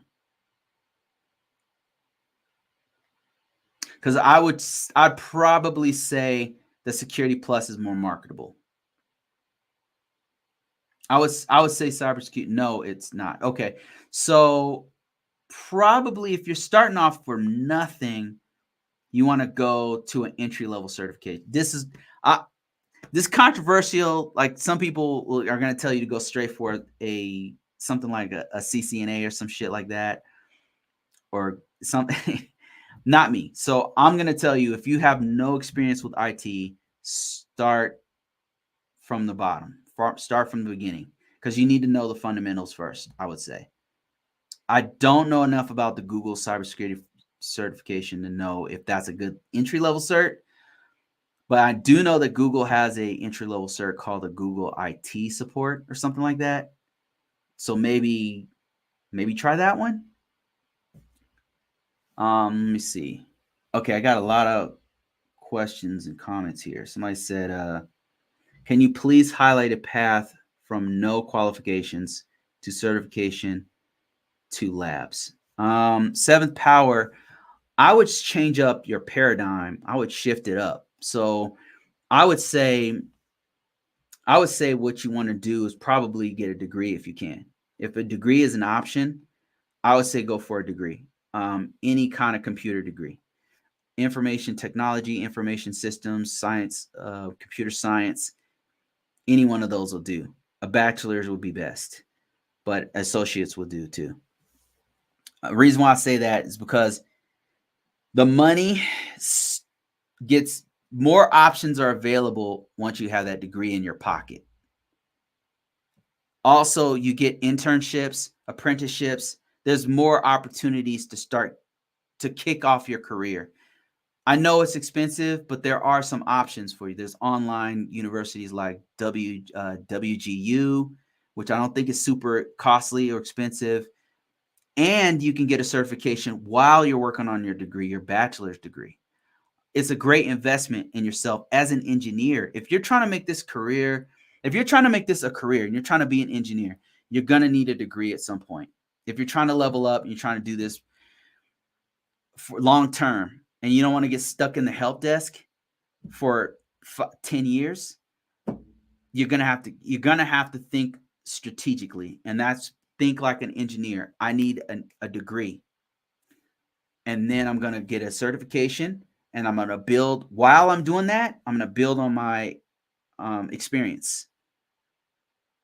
Let's say you can't get a degree. Let's say that you can't afford it. You don't have time. You got 3 kids. You're a single father, single mother, whatever. I get it. I get that. You can't do WGU. You just don't have the funding right now. Maybe in the future. You want to go the certification route. So here's a problem with that. You can. I'm not saying you can't. But the issue is there's tons of people who contact me on the chat saying, hey, I have a Security Plus, but I can't get a job. And then I say, well, what's your experience? They say, I don't have any experience. I'm in retail. I'm an auto mechanic. I don't have no experience. But I have a Security Plus. I have a Security Plus though. They're having a hard time getting in the field. They're having a hard time because most of the reason why they're having a hard time is because not because they're not smart. It's not because they don't have talent. It's because they don't have experience. And so the people who are employers want you to hit the ground running. They have a business to run, and they really need somebody to manage that firewall. They really need somebody to come in and start putting patches on their systems. They really need somebody who knows what they're doing with Nmap. They really need you to know this stuff. So experience is the best way to know that. The offset of that, who they're willing to take a bigger risk on, is somebody with a degree. because that means that person really spent a lot of time working on their craft. That said, you can find a job with that you only have a security plus and you have no experience. You can't, those jobs exist. They're just harder. They're usually local. They're typically not going to be remote. They're probably going to be competitive. Did I mention they don't pay a lot? So, that's what you're dealing with. Can you get them certificates? And you said, what's the path? Highlight a path from no qualifications to a certification to a lab. Yeah, I would rephrase that whole, I would think about that whole thing differently. Like there's this idea that you're just going to get a certification and then you're just going to get a job. And I'm trying to tell you, like, the path forward is to get the experience, to start off with, what am I trying to say here? You got, first step, know the common body of knowledge. That means know IT. How do computers work? How do they work on a network? That weeds most people out, to be honest with you. They're like, I can't hack stuff. I want to be a hacker. Like, I want to immediately be a hacker. If you're trying to get in this field and get a job, I'm telling you how to do that. I'm not saying that you can't be, Elon Musk or somebody, write a code, a PayPal code, and then do your own business. Sure, go for it. But if you're trying to get a job, then I'm telling you, you got to know the common body of knowledge first, which means you got to know basic information technology and then build from there. And then as you're learning basic information technology with a certification like an A+ certification that might not get you a job, like the best job in the world, but you're learning it and you get your foot in the door at a customer service job local in your area, or help desk job or something like that. And you don't have a degree or anything, but you got your foot in the door. Now you got experience. So somebody else on here said she was on the help desk and she says, I'm sorry, I apologize. I don't know that Mr. MJ2 Rich says, let me see. I thought they said they were on the help desk, but I was wrong. But the job besides help desk, security plus, I'm in right now. Okay. I missed your whole conversation. I was trying to integrate you into this conversation. So anyway, I hope that helps. I'm giving my best advice here for somebody with no experience. It's difficult, but it is possible to do. There's people on all over social media who are doing it. So, hey Bruce, I'm transitioning in 3 months from Air Force Cyber. Any chance we can connect on LinkedIn? Yeah, sure. Go to my LinkedIn page and talk to me. I got a lot of people talking to me, to be honest. Like I'm getting like scores and scores and scores of people sending me emails and messages, and it's just, I got a full-time job and a business and I write full-time. So I am a very busy man. I'm a very busy man. All I do is grind. The only time I have free is like right now. And look what I'm doing. I'm on 4 different platforms doing a live for 2 hours. I'm a busy man. But yeah, I can tell you right now, if you have a question, Gino, right now I can answer it. But I can't promise I'm going to get to your question within the next couple days if you send it to me on LinkedIn. Say, hey Bruce, I'm transitioning in 3 months from Air Force Cyber. Any way we connect? Okay. So I actually connected many years ago. I mean, I actually did exactly what you're doing. I transitioned from the civilian and from cyber. I was a 3CLX1. Now it's called 3D something, or I don't know what the hell it's called now. The Air Force always changing shit. So I got out of the military. What I will say is this: you need to change number one, change your resume. Change your damn resume. So your resume, you have a resume, first of all. When I was in, they had this thing called Air Force Transition, where they transitioned you from military life to civilian life. Go to that. Don't skip it. They have a resume. They have a resume writing program, or at least they did when I was in. And one of the best lessons I learned, I was able to translate into three books. It was very, very useful to me. And those books, if you want to check them out, like I walk you through everything I did. But in a nutshell, I could tell you. So make sure your resume reflects the current market outside of the military. You can't use a bunch of military jargon. Case in point, the Air Force has a bunch of jargon that Army guys won't understand. The Navy has stuff that even the Air Force doesn't understand. So don't use a bunch of their jargon. Use the market, the keywords that are in the market right now, doing cybersecurity, doing whatever your niche is in cybersecurity. The other thing I would say, what else do you need to know? Oh, you got 3 months left. I would get a degree. So if you're like, well, Bruce, I don't have a degree. So if you've been in the Air Force, this shocks me. A lot of military people don't know this, but if you've been in the Air Force for a while, like even one term, you probably already have a degree. You're probably a couple months away from a degree. What I mean is all of the basic training you went to, the training school you went to, and all the other subsequent training schools you went through, all of that counts towards a degree. Like they give you credits. The Air Force has something called the Air Force Community College of the Air Force. You need to go talk to a counselor and ask them how many credits you have. And they'll take all your experience from the military and all your training, all your basic training, drill instructor, all that stuff, and they'll condense it into what you might already have a degree, associate's degree at least. And then if you don't, you might be like 6 credits shy of a degree. And all you do is you can test out of it. There's something called a CLEP and a Dante's, which is basically a test you take, and it'll give you those 6 missing credits that you have. And CLEP stands for, I don't remember what CLEP exam. Okay, I did so many years ago. College level exam program. So let's say you need credits in English. So they'll have a CLEP for English, and you can just take that test, study for it, take the test. It's not that hard.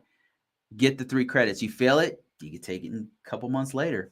And let's say you get out of the military, but you're 6 credits shy of an associate's degree or whatever it is. You can just CLEP. You can still CLEP. Like, it's not dependent on the military. CLEPing is something anybody can do. So anybody in America can do for your degree. So get a degree, fix your resume, put all your experience on your resume. I'm sure you have tons of experience. And then if you can, maybe if you don't even want to do that stuff, at least get a certification before you get out. I would recommend a Security Plus as a safe bet. But if you've been doing this for like 5 years, go for a CISSP.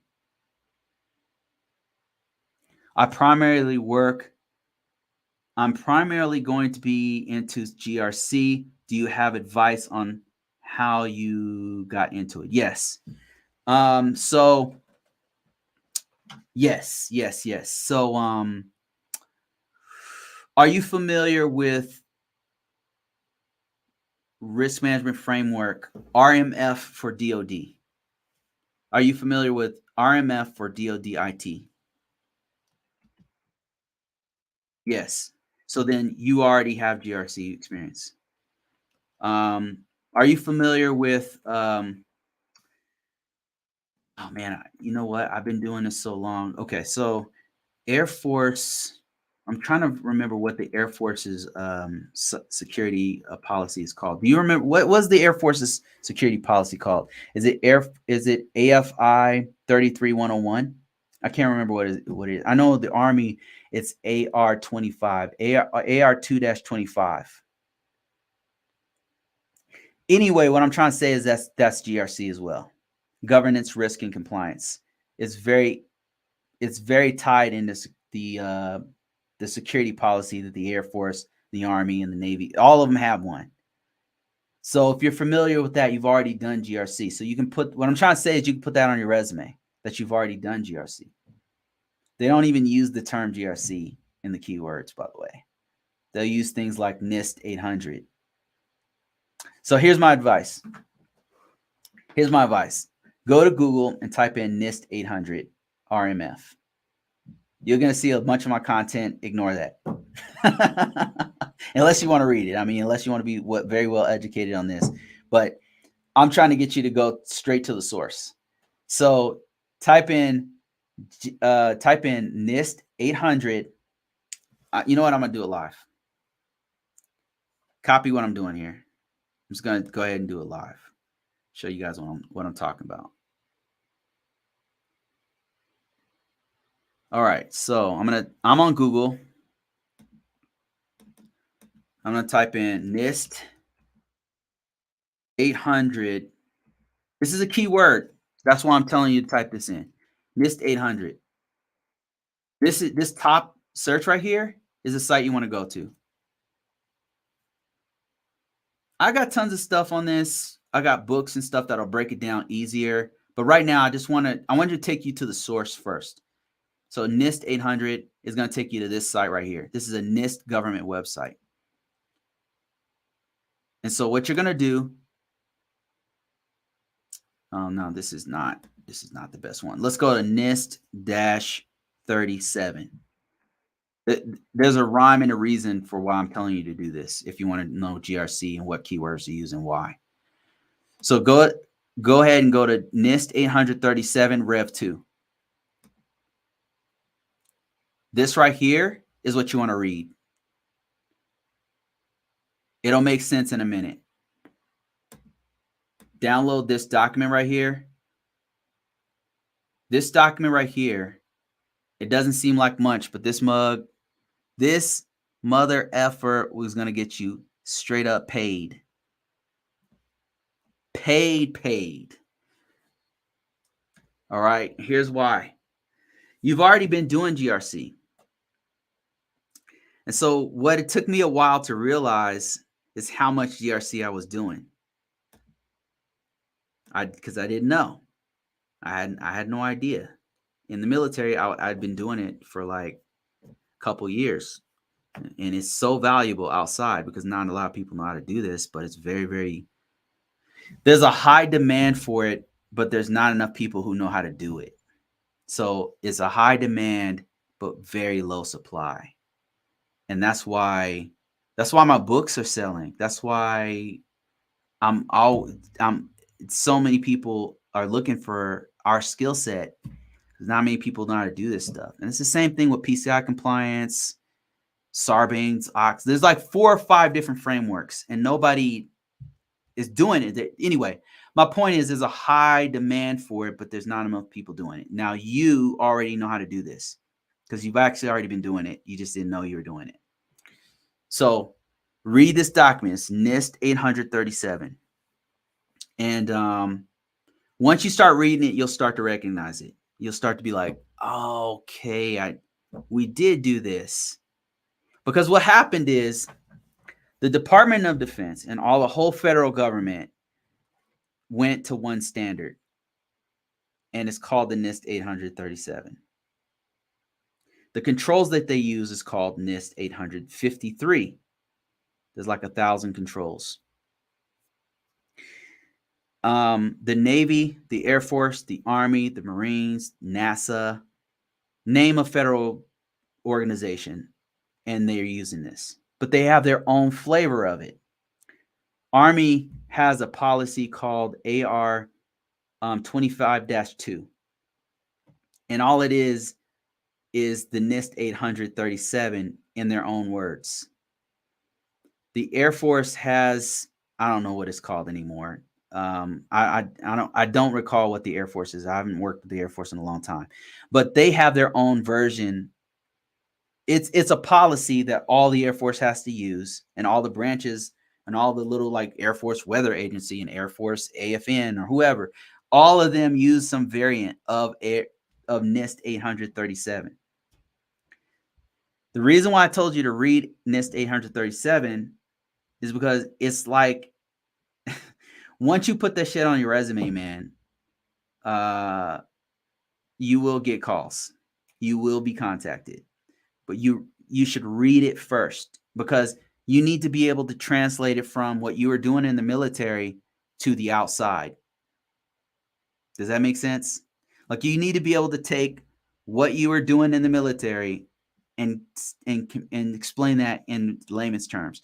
Because what's happening is a lot of the contractors, who, all these people, organizations who have contracts with GSA, NSA, DOD, Department of the Air Force, NASA, name an organization. There's thousands of smaller companies and organizations that have B2B or business to government contracts with them. And they need somebody like yourself who has experience with them to translate it, to translate this network or systems or services that they have to work with the Army or the Air Force or Marines or whoever.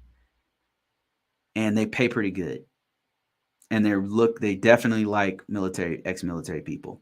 That said, you don't have to be ex-military stuff. If you just read this NIST 800 and you have some background in any kind of framework at all, you could probably land a job doing this, because they're hurting really bad for this. We just can't find, every place I've gone to, we don't have enough people doing the work. And the reason why mostly is because they can't find people to do it. Because either people don't want to do it, or all the good guys are being paid all this other money, like a whole bunch of money somewhere else. There's just not enough of us to do the work. And so it's really hard to find. Right now, the job I'm at right now, we don't have enough people doing the work. Like, that means that a person like myself who's working there has to do more, which sucks. And then the last place I was at was the same thing.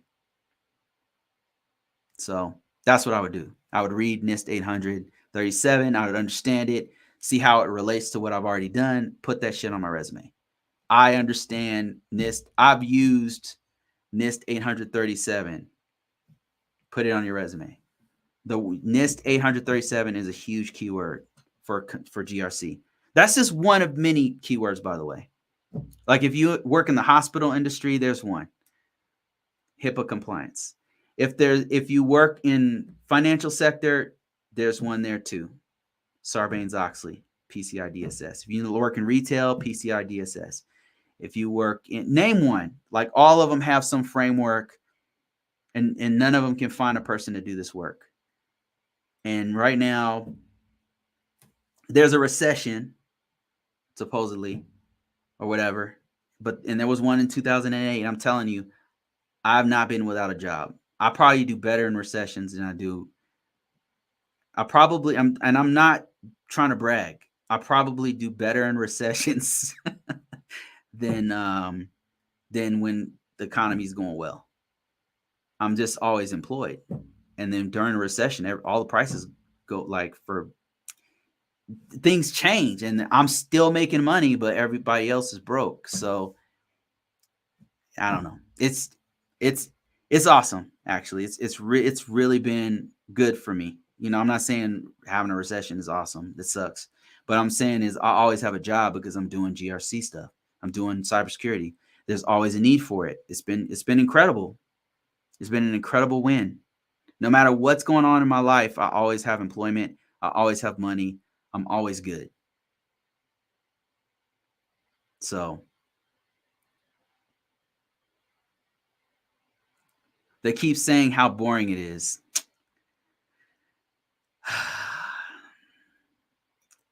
Boring makes money, y'all. Boring makes money. But, you know, a lot of people keep jumping on here talking about pen testing or whatever. And I'm not knocking pen testing. I think pen testing is fire. It's fire, especially if you have Miyagi on here is a pen tester. That's dope. I'm not knocking that. But people don't talk about GRC stuff. And I'm just telling you, like, it's there. Like, you could do your thing with GRC. Like, I've not been without a job. Cybersecurity is not just hacking. I guess that's what I'm trying to say. It's not just hacking. Let me see. I got a comment on YouTube. Somebody said,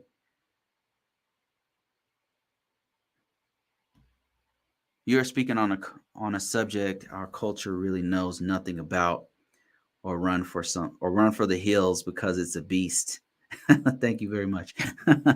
Yeah, people don't know about this one, and it's too bad. I can't believe how the DoD lives and breathes the NIST RMF. Man, ATO. This man's been doing this for a while. It is insane, and it is a secret gem. I think that the entry for this is also pretty high. It's high on several different levels. And so here's another reason why this is a fire. GRC is fire. It's like it weeds out so many people. Number one of the biggest competitions that you have in IT as a software engineer is freaking India, because the Indians are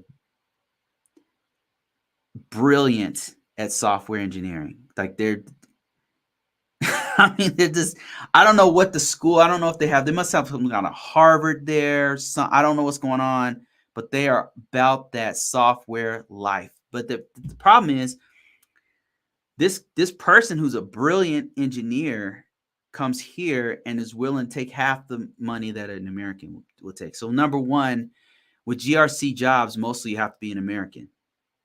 You have to be eligible for some sort of a clearance. Not to say you always have to have a clearance. There's jobs I haven't had to have clearances. A public trust is not a clearance. I've had usually they'll do a public trust, but that's not the kind I'm talking about. And Indians or whoever, foreign nationals, can have a public trust. So what I mean is, most government jobs only take people who are eligible for a clearance, which it immediately weeds out people from India, people from China, if you are a foreign national, you can't get these jobs. You can't do it unless you're already a U.S. citizen. You're a green card. I think maybe some green card holders might be able to get an interim something or other. I don't know. But for the most part, it weeds them out. Gone, right? That thins out the herd right there. Then you've got people who are very smart at IT, who are engineers, who are mathematicians or whatever. The problem with them is they don't know how to talk to people. So that weeds them out. Like they don't want to do this because you have to talk. I have to talk to C-level execs. I have to talk to managers. I have to talk to technical people. Sometimes I have to talk to the customer. The typical technical dude who's a mathematician does not want this smoke. They don't want to do it because it's boring, or they have to talk to people or whatever. So that weeds them out. Who else gets weeded out? That's it. Like, if you weed out all those people, like the people who just want to do technicals, the gearheads, they get weeded out. And then you have anybody who's not eligible for this, they're weeded out, right? And that's not to say you can't, if you're a foreign national, there's things you can do. You can do PCI compliance. You can do, you can get a public trust.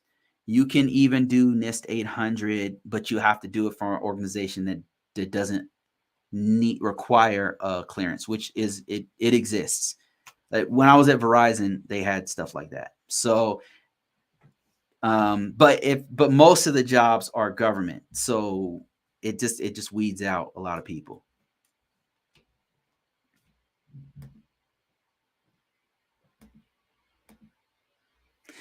Okay, let me see.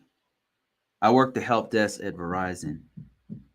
Oh, really? How is it? How's it going?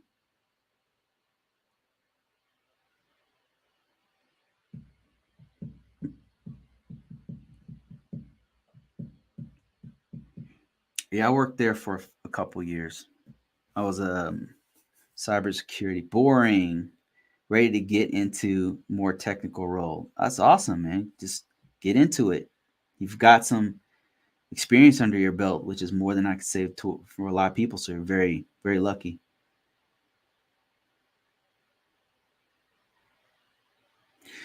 I don't have a GED certificate or any kind of certificate. Can I get into cybersecurity? Well, Abdul, I would say the first thing you want to do is focus on learning the common body of knowledge for IT. I would go ahead and get a GED. Your first step number one, I would say get a GED. There's just no excuse. I have a GED. Abdul, I have a GED. I never graduated high school. I'm a high school dropout, by the way. Oh yeah, by the way, guys, I'm a high school dropout. I make six figures. I work from home. I travel the world. Not at this current job because it's a government job. Blah blah blah. I can't take their laptop, but I'm doing quite well for myself. And I have a GED. I make more than most Americans, and I'm a high school dropout. I'm not telling you to drop out of high school. It's a bad idea. But what I'm doing is saying, Abdul, what you need to do is get the GED. Go ahead and get it.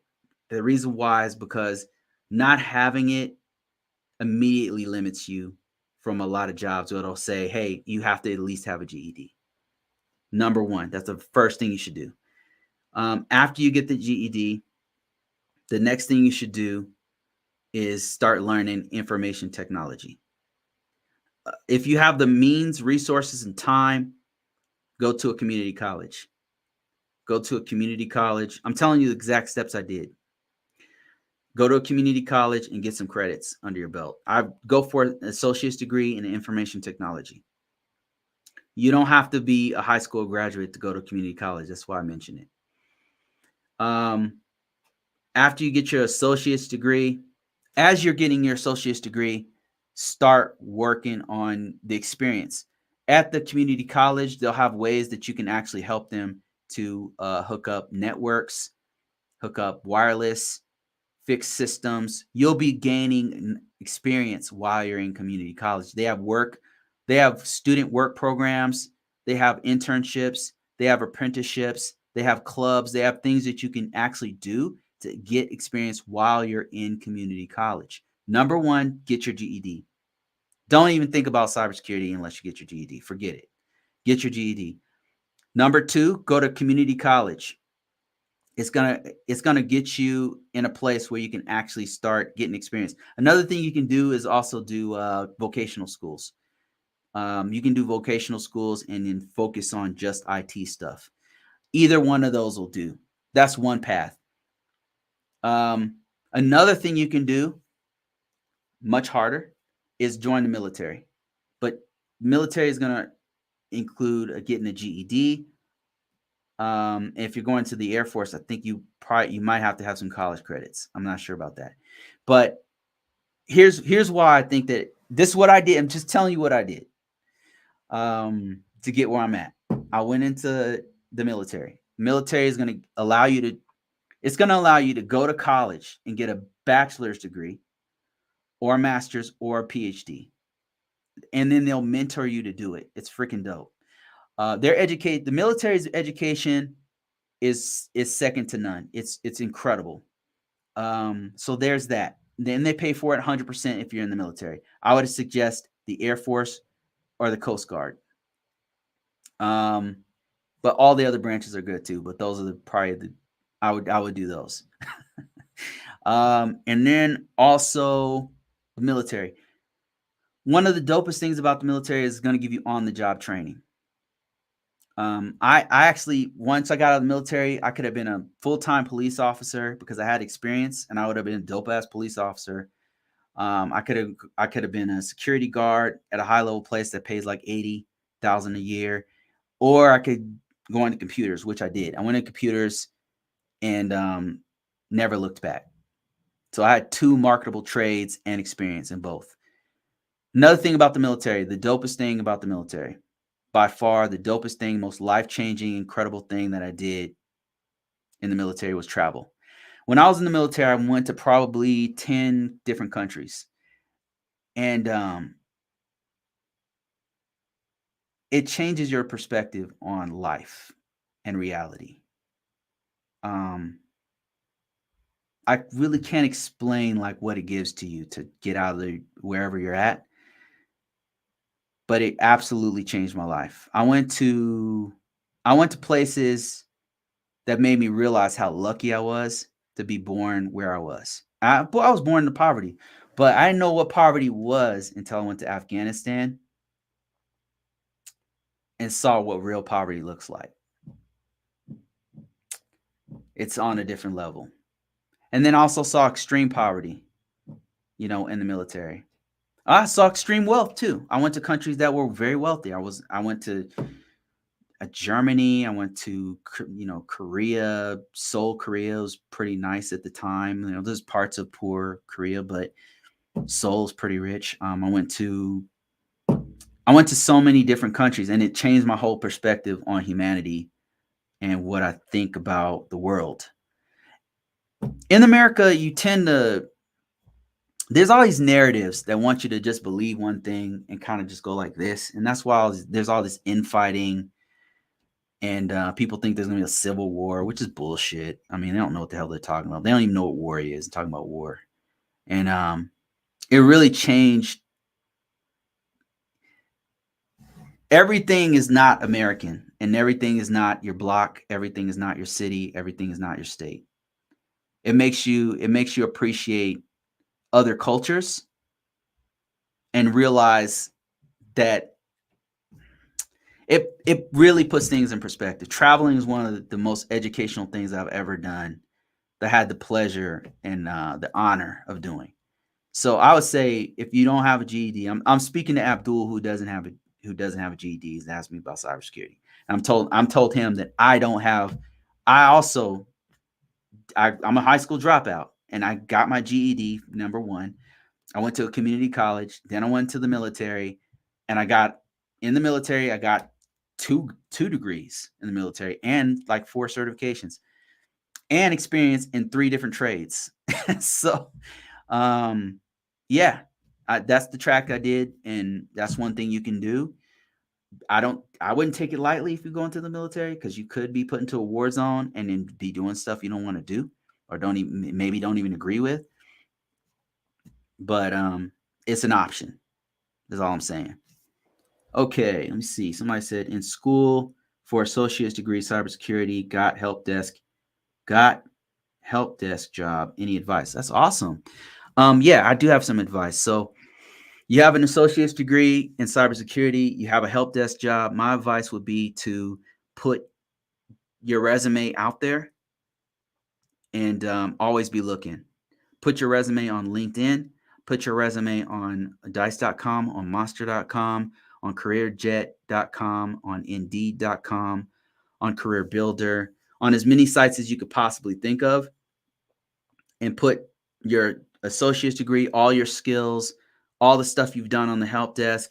If you want to focus on cybersecurity, focus on the keywords that are cybersecurity related. These are security best practices, which, if you're on the help desk, you know what I'm talking about. Whenever you've created accounts, you've done multi-factor authentication and you've installed it or you've maintained it. Whenever you've done account control, account management, whenever you've done set up auditing on systems, if you've ever looked at logs, if you've ever done inventory for help for the hardware, the software, if you any of these things you've done, you need to put that on your resume as experience. If you want examples of what you should put on your resume and how it should word it and stuff, I've got a free downloadable resume. You could look at mine to see how to word it. I put an action and an impact statement. I use lots of numbers. But another thing you can do is go to LinkedIn itself and look at other people's resume. Type in cybersecurity and then look up people. Some people put their entire resume for all the world to see. I'm one of them. And you can literally look at what they put on their resume, where they've worked, what they put on how they word it. Put that stuff on your resume and always be looking. What that'll do is, this is a numbers game. There's always a market looking for somebody like yourself with your skill set. But they're looking for you. Like, if you don't tell them where you are, how can they find you? And your job is to play that numbers game, which is put yourself in front of as many people as possible, which will increase greatly, by an order of magnitude, increase your bottom line, your money, your income, and your opportunities to not only work where you're at, but maybe even get a remote job. But if you don't put yourself out there, nobody's going to know who you are. They're not going to know how to find you. And basically you're putting yourself at risk by not doing what I'm telling you. I'm going for my CISSP in 3 weeks. It's been a journey. Yeah, CISSP is no joke, man. That's, to this day, one of the hardest certifications I've ever taken. I was so nervous too to take that certification. I remember I took it. I went into this job and they said, "Hey, can you get it?" And I didn't have a CISSP. I said, "You can get this position, but you need a CISSP to get it. Can you get the CISSP in 6 months?" I said, "Yeah, I can get CISSP in 6 months." I took the job. I did not get it in 6 months because I was too nervous to take it. And my boss came back in 8 months and said, "Hey, man, what's going on? Have you taken it yet? Or are you going to, what's going on?" I said, "No, I didn't. I don't think I'm ready to take it." I said, "Is it okay if I take the Security Plus first and then take the CISP?" He says, "Yeah, but we really need you to have CISP. Just go ahead and take the Security Plus." I did. I took it. I passed it and came back to him and said, "I got the Security Plus." It's like, "You need the CISP." So then I kept studying. I studied this for the CISP for a year. I was just really nervous. How I studied it was I got a book. I got the official CISSP guide, which was like $65, right? And I just went through it, read through it, cover to cover. I took notes on every section, put it in my own words, and I studied my notes. And then after I studied my notes, I knew everything from the book, like in my own I paraphrased it for myself, so I understood it. Then what I did was I took like probably a few thousand tests. I mean, the questions. I took question after question after question after. There's all of these sites that have questions. They have random question generator. I think there's even one on ISC2 Square's site. There's some in the back of those books. There was a site called CCC Cure that had a bunch of questions on it, and people just generate these questions. It was just based off of the material that's in the book. It's in the curriculum of the test. I just did that over and over again. And after a year, I took the test, and I was the last person to finish that test, man. It was a 6-hour test. I took 5 hours and 30 minutes. And by the end, I had a migraine headache. I probably guessed myself through the entire test. I mean, it was a nightmare, but I passed it. But I remember thinking to myself, I thought I failed it. And the test, they would give us these pencils, and it was a green pencil that had CISSP in gold letters. And I remember thinking to myself, I just bought a $600 pencil because I spent $600 on the test and I thought I failed it, and I had a pencil in my hand, and they give you that pencil for free. So I was like, I spent $600 and I'm walking away with this damn pencil. And all I could think is, like, I sat in the car. It's like, after the test, my head was pounding so hard. I didn't even know if I could drive. My head hurt so bad. And I was just like, damn, what am I going to do, man? I was just like, I'm just going to take that fucking test again. That's what I'm going to do. I'm going to write questions down. I'm going to take that fucking test again. I'm not going to fail this damn test. And then I passed it, and I was like, holy shit, I passed it. So that's my CISSP story.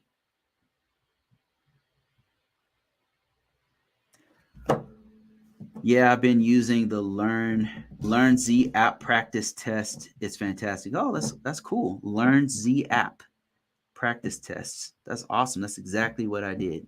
I didn't use that one, but I just kept taking tests over and over again. Yeah, the price is no joke. It was, when I did it, I got a pretty low number. I did it a long time ago. But when I did it, it was $600 or something like that. I didn't do the boot camp. I don't remember why I didn't do the boot camp. They were offering it to me, but I think instead of taking their boot camp, that CISSP boot camp, I took like a hacker boot camp. I was obsessed with hacking, and I I took that instead. Let me see here. Got a comment on YouTube. Somebody said, worked as a contractor in healthcare technology and information for 5 years until 2017. Then he says, worked for the Air Force as a contractor for 6 years until 2017. That's great experience. That's a lot of great experience. It's a lot of, so you know HIPAA like crazy, huh? You know HIPAA, and you know NIST 800. I hope you put that on your test. I mean, on your resume. The agency is paying for my CISSP, as well as I already know it's a monster, but recently got my PMP cert, and that was a mountain to climb. Wish me luck. Oh man, PMP is dope too. PMP is a great certification. I know a couple cybersecurity guys who are either going for their PMP or got their PMP, because PMP is it pays pretty good, especially if you've been doing this we've been doing project management for a while. That's a great alternative to cybersecurity in general. So that's great, man. Congrats. Yeah, CISSP is no joke, man. It's just, I don't know what to say. Like, I don't have any secret sauce on how to pass it. I mean, just study your ass off. It's just they make it crazy hard. I mean, I know a guy who said he took it in 30 minutes and barely studied. And I don't know. I'm not a test taker like that. You know, I'm book smart, but not that book smart.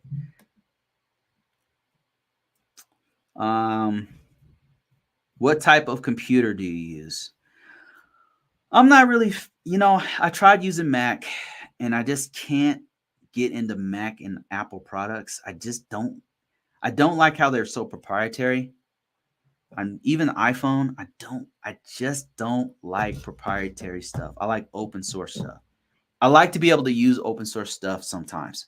So I really, really, really don't like how Apple forces you to use their stuff. I really don't like that. And then it's the same thing with Mac. So I just couldn't. I have a Mac. I just never use it. I used it mainly to write an app. I was trying to write an app, and it had to be on Android, and it had to be on Apple devices. So I got the Mac or whatever, but I don't even use it anymore. And then there's Linux. I use Linux from time to time, but mostly for work stuff. Like if I have to do an assessment, my last job, we'd have to use Linux to do assessments and stuff. I use it for work. If it's day-to-day stuff, it's Windows all day long. If it's like right now, I'm using Windows and Android. Those are my two go-tos. Those are the things I use most, Windows and Android. My Android phone and my Windows systems to do writing. Writing is the thing I do the most.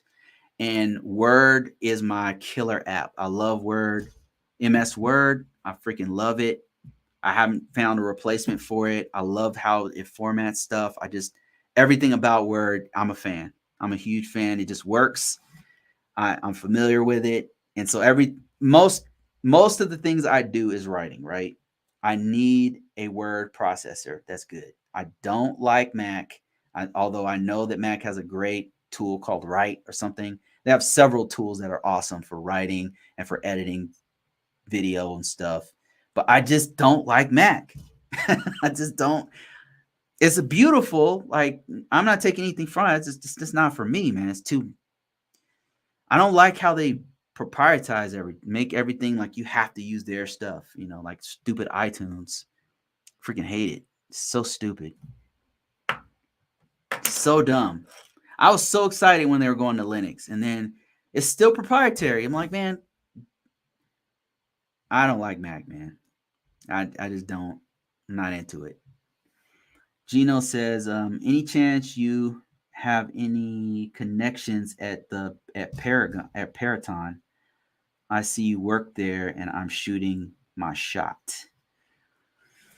It was a long time ago when it was called a different company. So actually, I never worked at Paraton. I worked at I don't remember the name of it when I worked there, but what was it called? Shit, I don't remember. It was a long time ago, but no, I don't have any connections there. But don't just go for Paraton, man. Just put your resume out there and you'll find so many other opportunities that Peloton is a drop in the bucket. It's a drop in the bucket. And there's so many other opportunities, especially for what you do, Gino. Like, especially for what you do. I'm telling you, man, you're about to have a lot of opportunities come at you. Was Peloton where I worked at? No, I don't remember. I don't remember. It was a long time ago, man. It's a blur to me now. I didn't have anyone to sponsor me, so I have to go through the whole ISC 2 certify my work history. Damn, that sucks. Yeah, what he's talking about is ISC 2, some of the certifications, including the CISSP, and I think the GRC, they have to have somebody validate, somebody who knows you or has worked with you. They have to validate that you have been working in that field of cybersecurity for X amount of years. And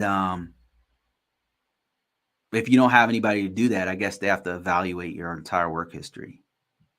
Damn. Let me see. Somebody said, trying to get in cybersecurity, what should I do first?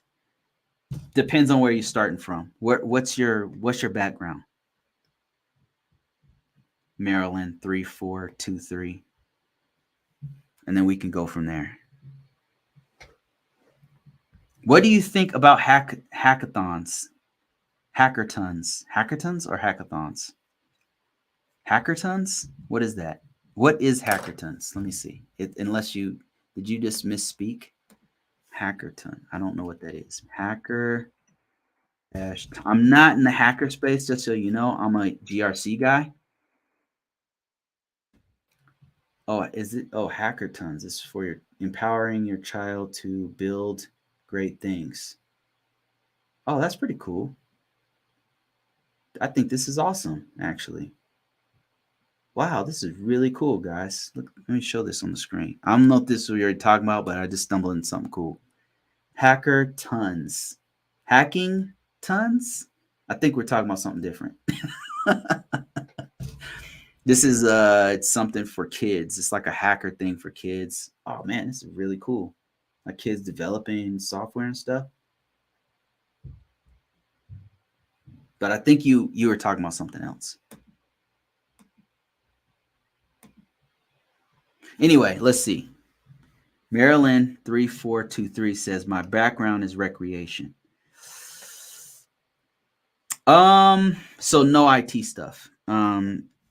I would say for IT, if you're trying to get into cybersecurity, it sounds interesting. It pays well.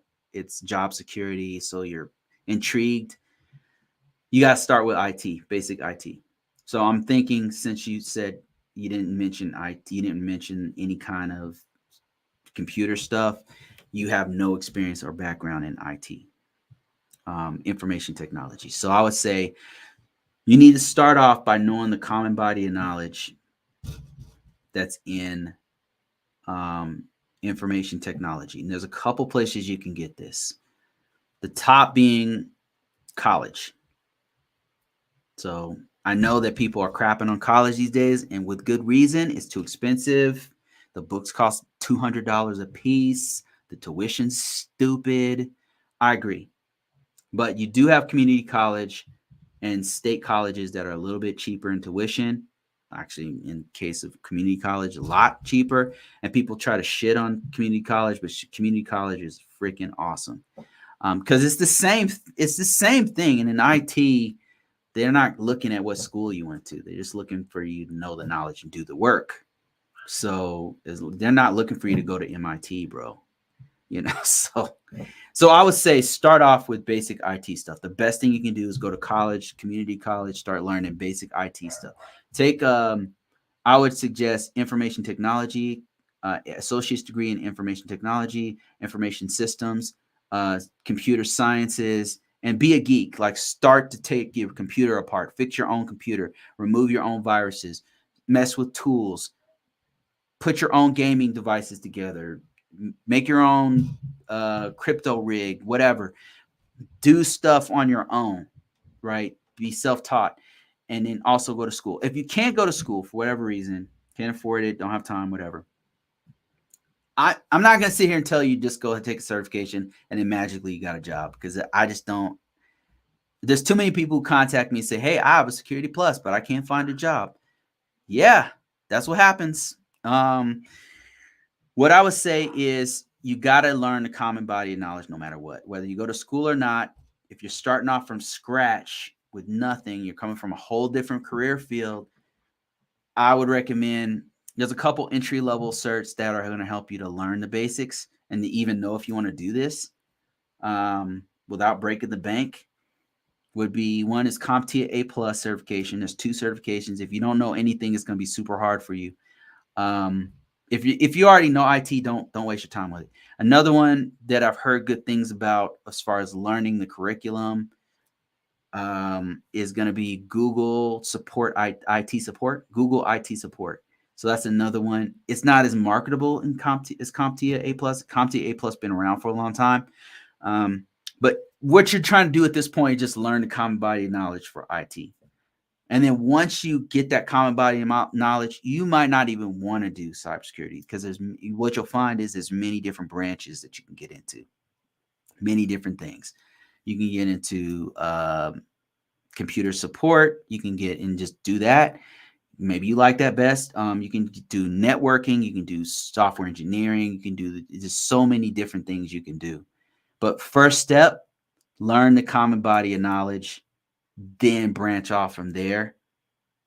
Your best bet, if you're very serious already, is going to be college. But if you can't do that, start learning on your own and start working on like a CompTIA A+.